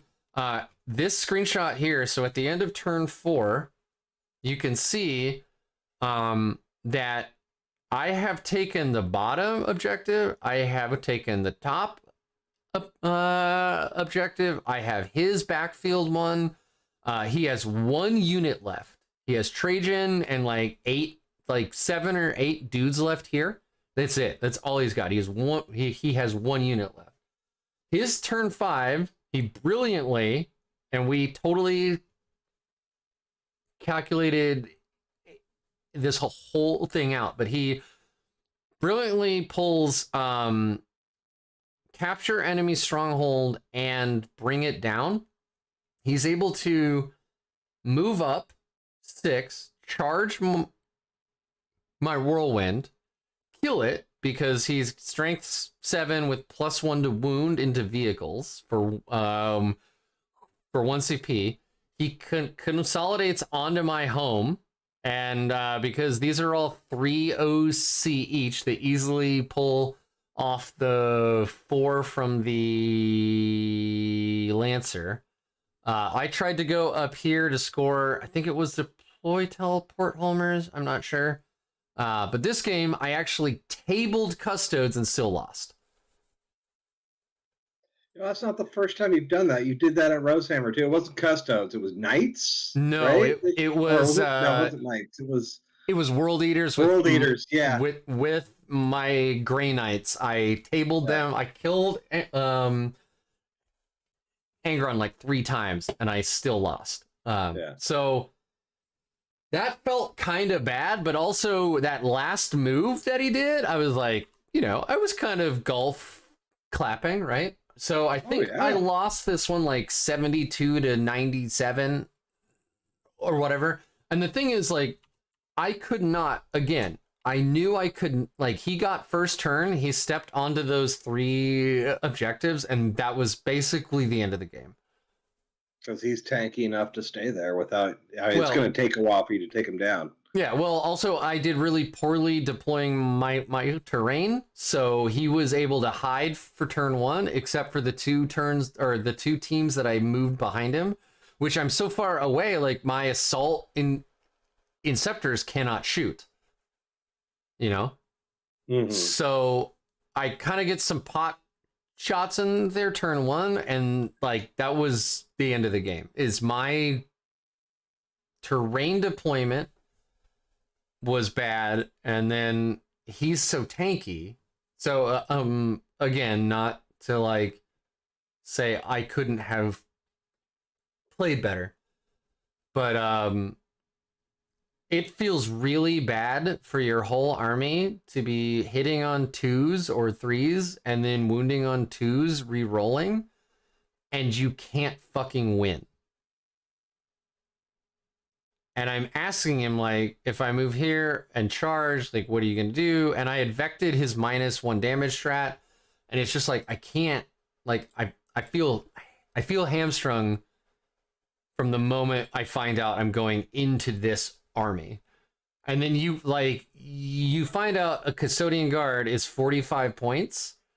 Yeah, and that is ridiculously cheap. Is tankier than a Space Marine character and fights harder than a Space Marine character. So again, I don't want to make this assault fest, but like it felt really bad, and I felt like I had no play into Custodes, and I am wounding them on 2+ with 1,400 points of my army every turn, and I tabled them and still lost because I couldn't get anything on the objectives to contest them, especially when they're OC3, because this player brought banners. So the OC of the unit goes from 2 to 3 per model. So like even if I charge in there with a Proteus kill team and kill 4 or let's say even 5 of them, they're now 15 OC plus their leader, and I'm like, 8 OC or something. Like I have 1 OC per guy. So it felt pretty bad. So yeah, it felt pretty bad. Well, I mean, don't feel too bad about your game 4. Mine was very rough for me. Yeah. Explain. Oh yeah. Well, so for starters, I don't know anything about competitive Warhammer. Any of the people that are big in competitive Warhammer, and I don't know anybody's names. I don't know the Art of Wars guys' names. I don't know anybody's names. There's one competitive player's name that I know, and he's an Orc player, or was, Lucas fucking Troller. So, for anybody listening, he is a fantastic player in our local meta. He won Rosehammer, which was a super major. He's won multiple GTs. He's won an untold amount of RTTs. He's a very good player and a very nice guy. Nice guy as well. So I was going up against him, and it wasn't orcs, it was Necrons. I was disappointed because he wasn't playing Necrons. I'm trying not to fanboy out and be cool. You weren't. But I was kind of offset by playing him. And the terrain deployment got me really bad. It was his terrain deployment that got me really bad. He ended up taking those big L's and everything and just turned himself into a shooting gallery. His whole half. He had That's what I was doing most of mine. The long skinny ones were the only ones out on his deployment. And so it was just like, no matter where I went in, I was going to get shot up. And then he had a buttload of lichguard, all with a feel no pain, a -1 to wound, 2 wounds, and a 4-up invuln. And I just couldn't get through them. It was so rough. But there are a couple things that I could have done. And I'm not going to go into too much detail here, but I could have been using, I think Epic Challenge for me is a go-to strat, because I have so many characters. I'm always up in melee. For those of us who don't play orcs, can you let us know what that does? It's not an orc. Epic Challenge is a general strategy. Okay. And it's if you're in fight phase and you have a character in the fight phase and you're going against a unit with a character, you get precision for 1 CP. I see. For your character. Yeah. Got it. I never used it. So should have been using that. I didn't even know it existed. That's why I thought it was an orc specific one. Right. Which honestly, I should have known Epic Challenge. It would have been something like, oh yeah, like get the challenge, boys, or something. Like that's what it would have been actually named, but whatever. Yeah, crop them good. Yeah, something like that. But I mean, it wasn't even a close game. The other thing that I should have done was I got sucked into that lich. Like my brain's going, okay, I can get these guys down. I mean, it's just 10 models, whatever. I know my melee profile so well. I don't know their defensive profile so well. I should have asked before I got sucked in, but I mean, he just tied me up. And even with all my units, I was able to do a little bit of scoring, but he was just shooting me off the board and had complete board control. So not surprised. Yeah, we should explain this more.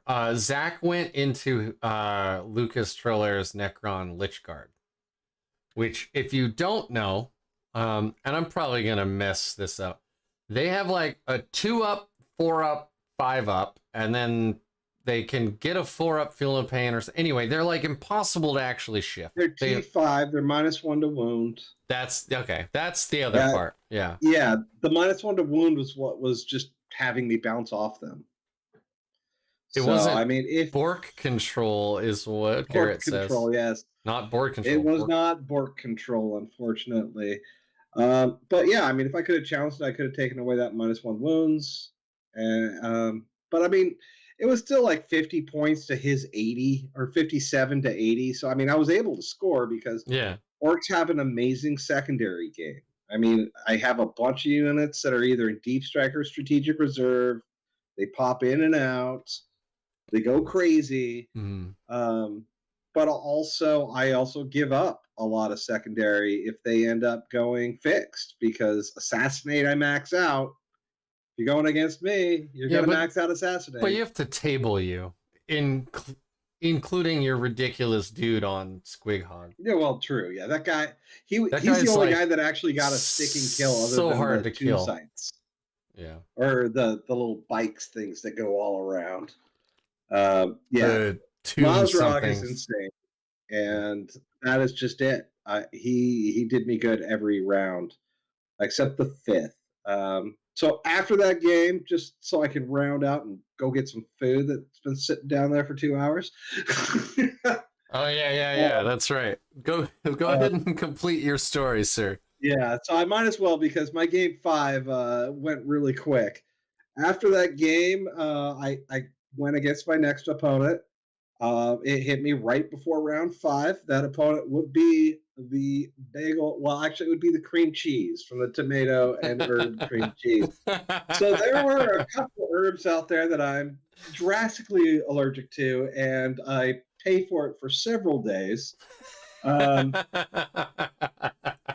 literally, like, it would be. So I went into Deathwatch. The only one most of you would even really care about too much is I went into Deathwatch.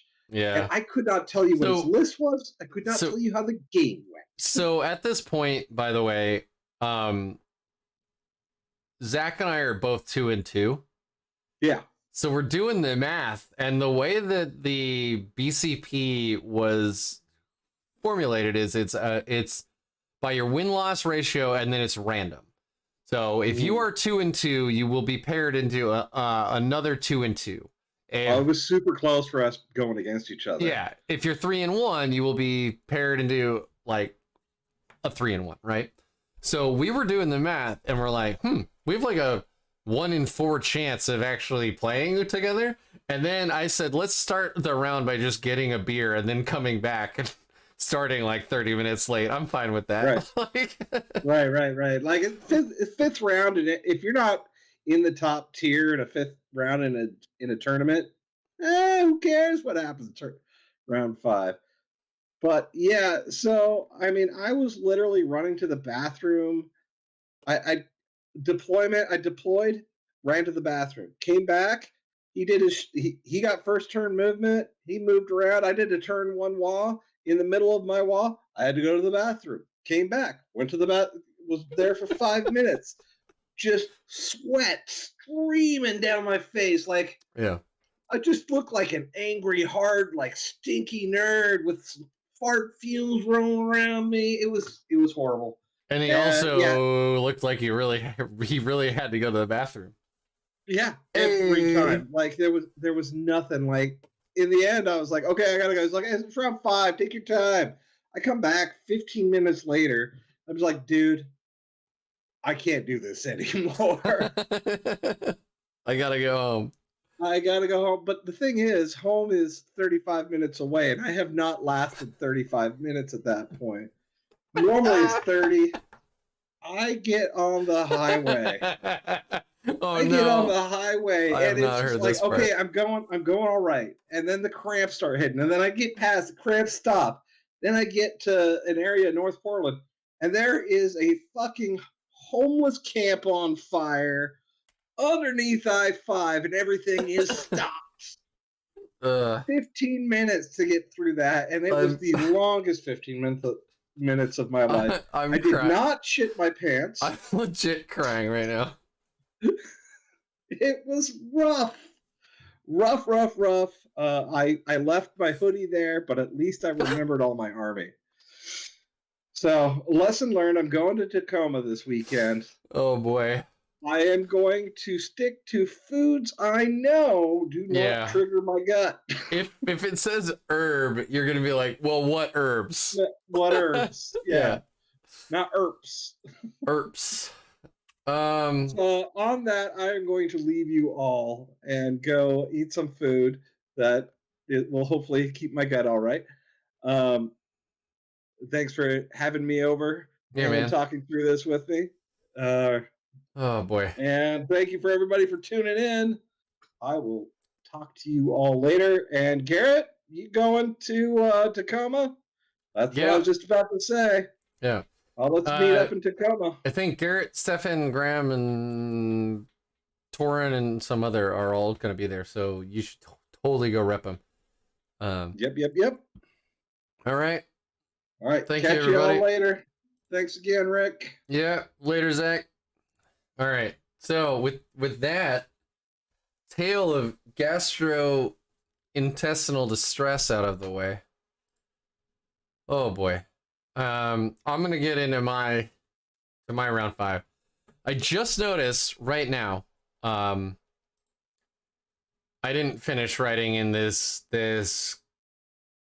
guy's list, but the one thing I wanted to actually dodge the whole event was I didn't want to go into Knights. And if I did go into Knights, I did not want to go into Imperial Knights specifically. So of course, round 5 I draw Imperial Knights. I am not looking forward to all the weird gotcha bullshit from the towering keyword. I am not looking forward to the fact that I don't have a whole lot of like anti-tank. But whatever, it's like it's round 5. I can't win this thing anyway, so at least we'll have some fun. This is wrong, obviously. So he went with 3 big knights and 3 small knights. I think it was 3. It might have been 4. We'll see when we look at the deployment screenshot. Which again, we were pretty tired, so I think I have like 2 photos of all this stuff. One of his knights was a shooty paladin. One of them was a shooty / melee one, and then one was a Canis Rex. So those were the 3 big ones. And then he had one of the melee small ones, and then 3 Helvrins, I think it was. So this is turn 2. I didn't get our deployment. I had tried to deploy in here. I had put my Indomitor kill team into strategic reserves. I had put my Inceptor squad into deep strike because, of course, I had my Lancer back here in my deployment zone. Unfortunately, it's tall enough that we could. He had deployed back here with all of his big knights, so we could easily draw a line of sight from his knights through this small window to my Lancer. And there were so many infantry bodies in here, there wasn't a way to like to really hide at all.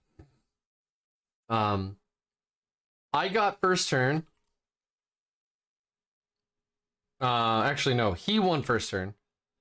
He moves up. He shoots at the only thing he can see, which is my Lancer. I pop smoke. It lives at like 5 wounds, so it's just above actually bracketed. It moves out. It fires at one of his big knights and does like again. So the big knights have like 22 wounds, and it does like 16 damage or something. Like it just fucking slaps. It just hits the crap out of him. And he's like, "What? Like how?" And I was like, "Well, look, man. Like here's the the profile. It hurts." And again, re-rolling the damage is so good because like tell me how many times you've rolled a 1 or 2 on a d6 for damage. Well, you re-roll that and now it's a 5 or something, and then it does d6 plus 3 damage. So it was my only really big anti-tank threat. He knew that. He immediately killed it in his turn. I had oh no, I went first because I had pulled secure objective, like whatever the one where you score 5 for just like going up right in the middle, and I had started a whirlwind down here, and so I just moved him up here, and I just scored 5 points. So of course he moves up and just kills the whirlwind. My Lancer like lived through another round of shooting. I think he got down to 4 wounds. I had advanced up a kill team to hold this spot here, right in the middle. Canis Rex moved down and shot at them, killed a few models, and then charged, where he then killed the entire unit except for the captain, which is on 4 wounds. So for the rest of the fight, right under this ruin right here is a Space Marine captain who scores me a ton of points. He used a thunder. There's a stratagem like Thunderstomp or something.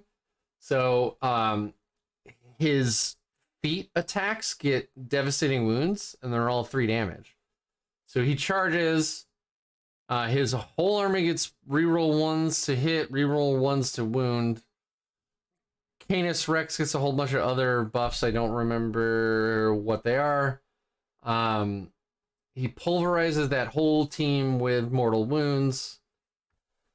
And I'm left with effectively no board control at all. He's kind of piled in tight. These guys, my infiltrators, are over here, and they're safe only because they have Lone Op. So the Phobos Librarian in this team is already like just paying me out in spades. He fires at and gets this whirlwind down to 2 wounds, where it lives for the rest of the game somehow.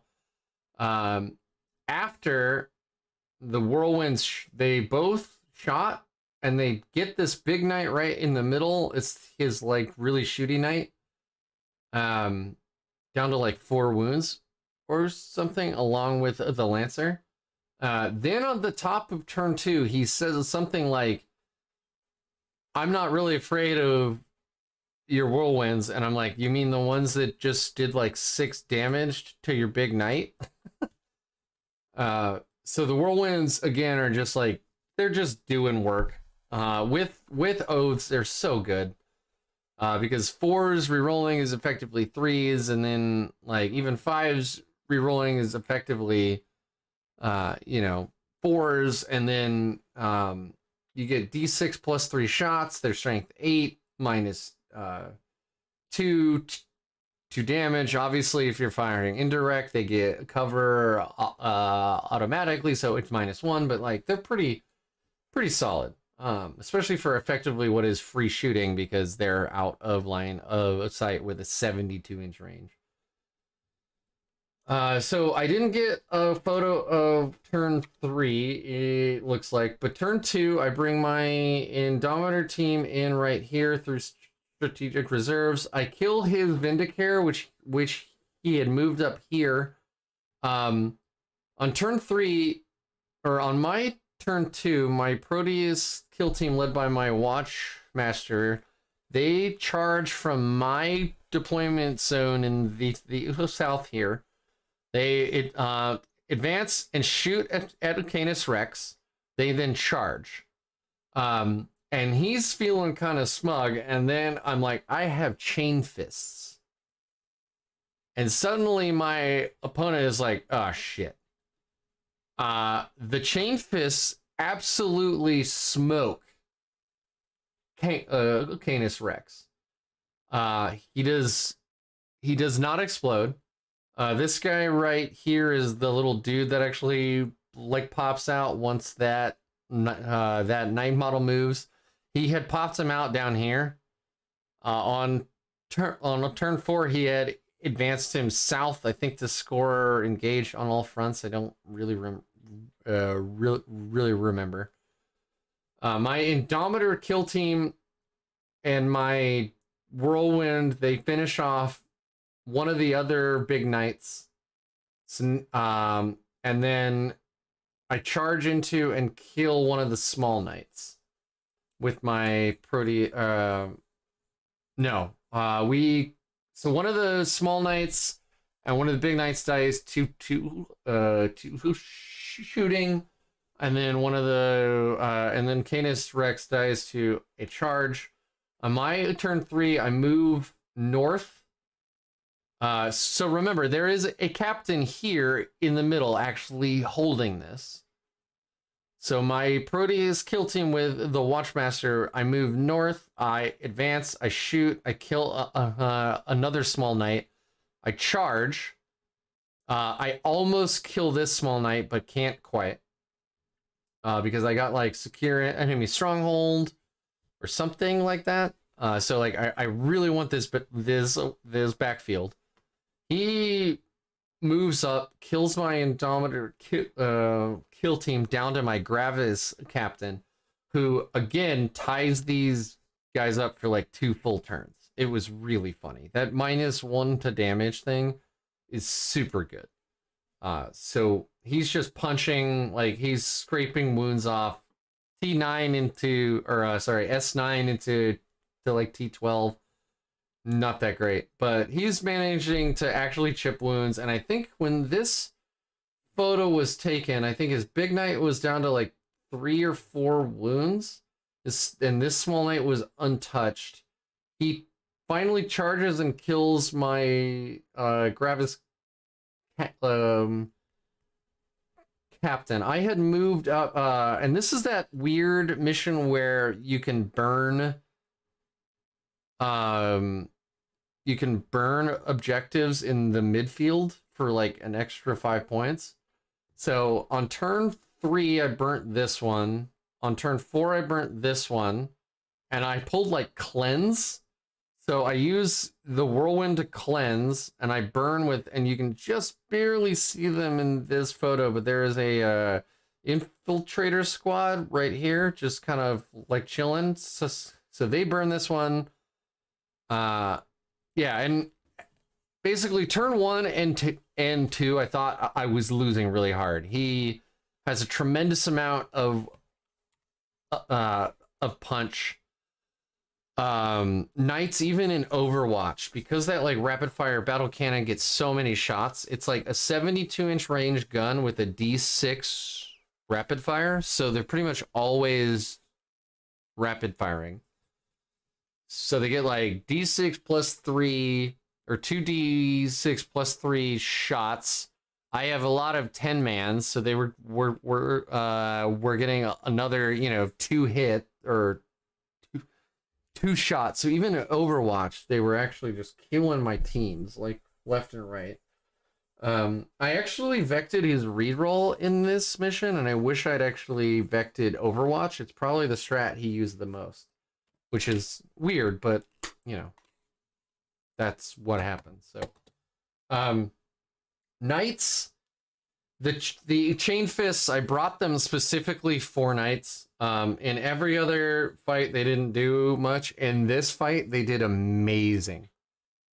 Anti-vehicle 3+ rerolling is absolutely absurd, and Knights don't get their invul in melee. So you're bringing them down to a 5-up save. And even their 6-up feel no pain isn't really helping him out much. And then again, I did not update this with my actual lessons learned, so I apologize about that.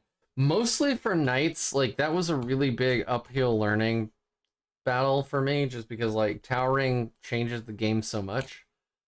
It really makes it seem like the Knights are playing a different game than you are, because you have to be, you have to really talk about your intent with your opponent, where you're moving, sticking your measuring tape through tiny doorways and windows, asking like, if I move here, can you see me?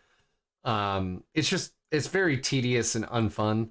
What was even more unfun was my Indomitor kill team managed to do very little because I didn't realize it, but if you look at the map again, when this knight was right here and my Indom was right here, this crate counted as cover for the big knight. And I thought that was stupid. To be completely fair, I thought that was stupid. So I was firing a lot of I use crack special issue ammo, or sorry, Kraken, quite often to get one more AP, and then to have it be like, well, I get cover because you can't see my full model, even though I'm a Titanic character with covering or with towering, felt really bad. So I don't know. I don't even know if that's really the way that's supposed to be played, but it feels like it isn't, because again, they get this whole rule that allows them to ignore a lot of this crazy cover, but they don't get to ignore your some of your rules for you for your shooting, which seems a little, it feels bad. Anyway, I did end up actually winning this, and it's because Chain's Fists are so good. As long as Knights remain a huge part of the meta, I will continue to bring them, because the shooting of our Proteus kill teams are so good that into not Knights and not vehicles, they're all dead anyway, unless you're Custodes. And into vehicles and Knights, you need something to be able to actually punch through them. We have no special issue ammo that's, anti-vehicle 5+. We do have anti-monster, which is great. But until then, I will bring Chain Fists because they are fucking great. They just, in this last mission alone, they are just amazing. So if you don't have them, print them, buy them, whatever. They're incredible. Towering, again, is absolutely bizarre. Again, it feels like they are playing a different game than you are. It does not feel right, or from a game design point. It's just weird.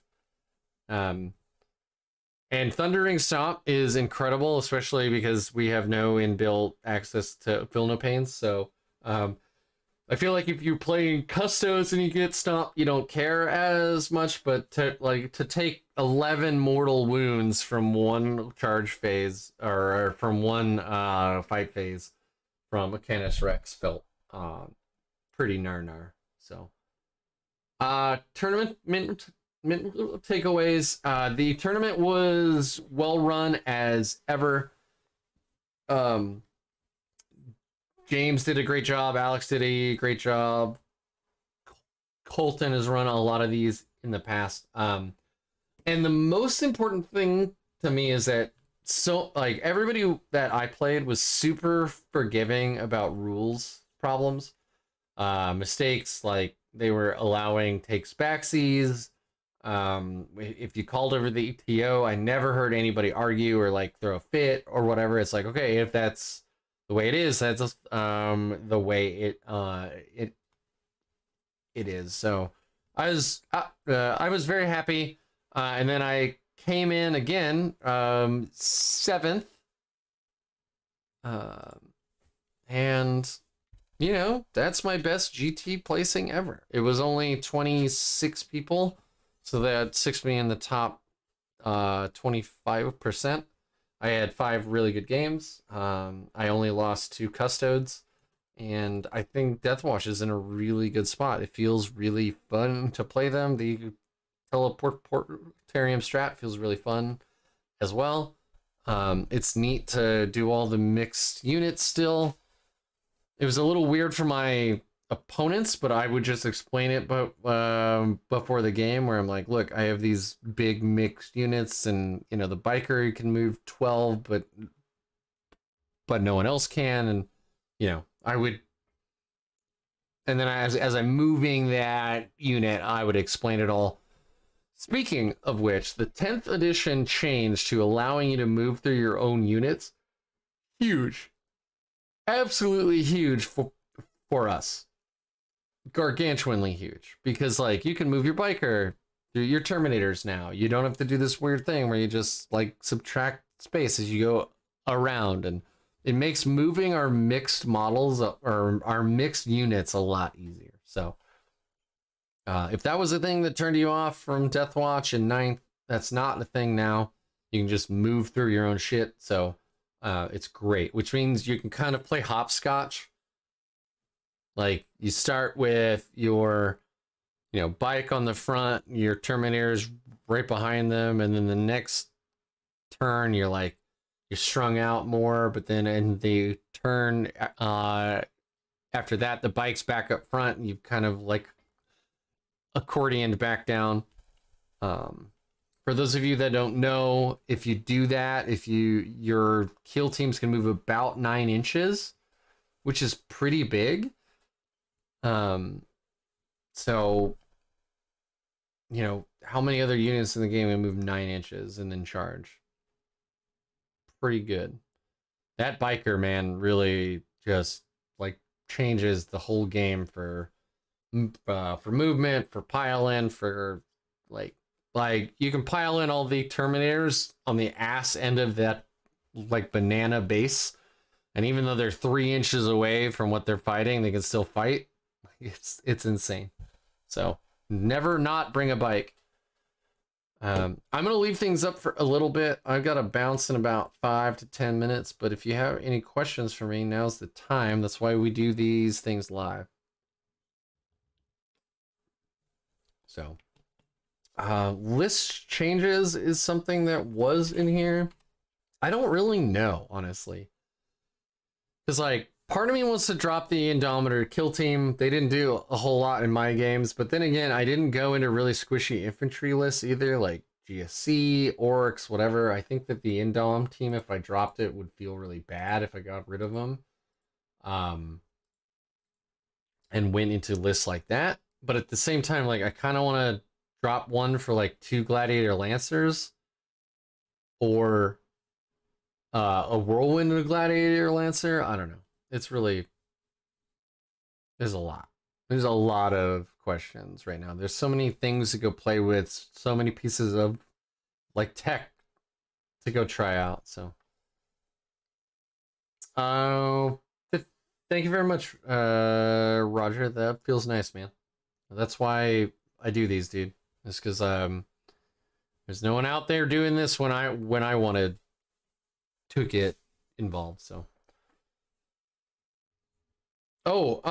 now is actually a fantastic time. So September 9th, I will be hosting the first NoobHammer charity invitational RTT. Invites have already gone out for most of the spots. We already have a full roster of 16. I can check my notes. We will be streaming it live, the top table. Just like when Zach and I streamed it live, all the proceeds that you donate will go to Extra Life, a charity that helps kids who are stuck in hospitals for long periods of time while they fight cancer or like whatever else. The top table, you guys, when you donate things, we're gonna fuck with the top table. So we're not quite sure what the monetary cutoff will be yet, but let's just say it's $20. Don't hold me to this, but let's just say for this like example, if you spend $20, we're gonna roll on a wheel of mayhem, like an actual like physical wheel of a fortune thing, and whatever it lands on, we're gonna do that to that battlefield. That might be adding terrain, that might be removing terrain, that might be a meteor shower does 1 mortal wound to every unit on the battlefield. We're not 100% sure yet, but the top table with some of the people that I love the most out of this community will be playing on. You'll be able to legitimately fuck with them. It will be held at a church, so we were going to do a bunch of drinking games, but we're going to skip all of that. But in the meantime, though, we will there will still be plenty of ways to mess with our playership. So it will be a friendly, fun tournament. I've already let them all know, like, this is not a very competitive game. So if you want to bring your all racks list, or you want to bring your all like guardsmen's list, like, now is your time to try that out. So I hope you tune in. That will be all day September 9th. Zach and I will be streaming. We will not be playing. Other people will be playing. Stefan from One Last Blade has already said that they're going to be there. Garrett in chat, he's going to be there. And I think it'll be a really great time. So I hope you all tune in. And if you have some extra money, you can go ahead and donate to us. All of the proceeds, we keep none of it. It'll go directly to Extra Life. And I should have mentioned this previously. When you donate, you'll be entered into a raffle for a bunch of cool Logitech stuff. Including, apparently they just released this really nice desk lamp that is like perfect for painting minis. So we're gonna have 2 or 3 of those. We're gonna have mice, all kinds of really good stuff. This isn't keychains. Like, we're not just, it's not stickers and stuff. This is like good shit. So not only will you fuck with our playership, but and donate to an excellent cause, you might win some cool stuff too. So that will be September 9th. More details to follow on my Discord, which if you haven't joined yet, please do. There's a link in the description down below. And yeah, until I see you again, which will probably be at that tournament, don't forget to call your mother.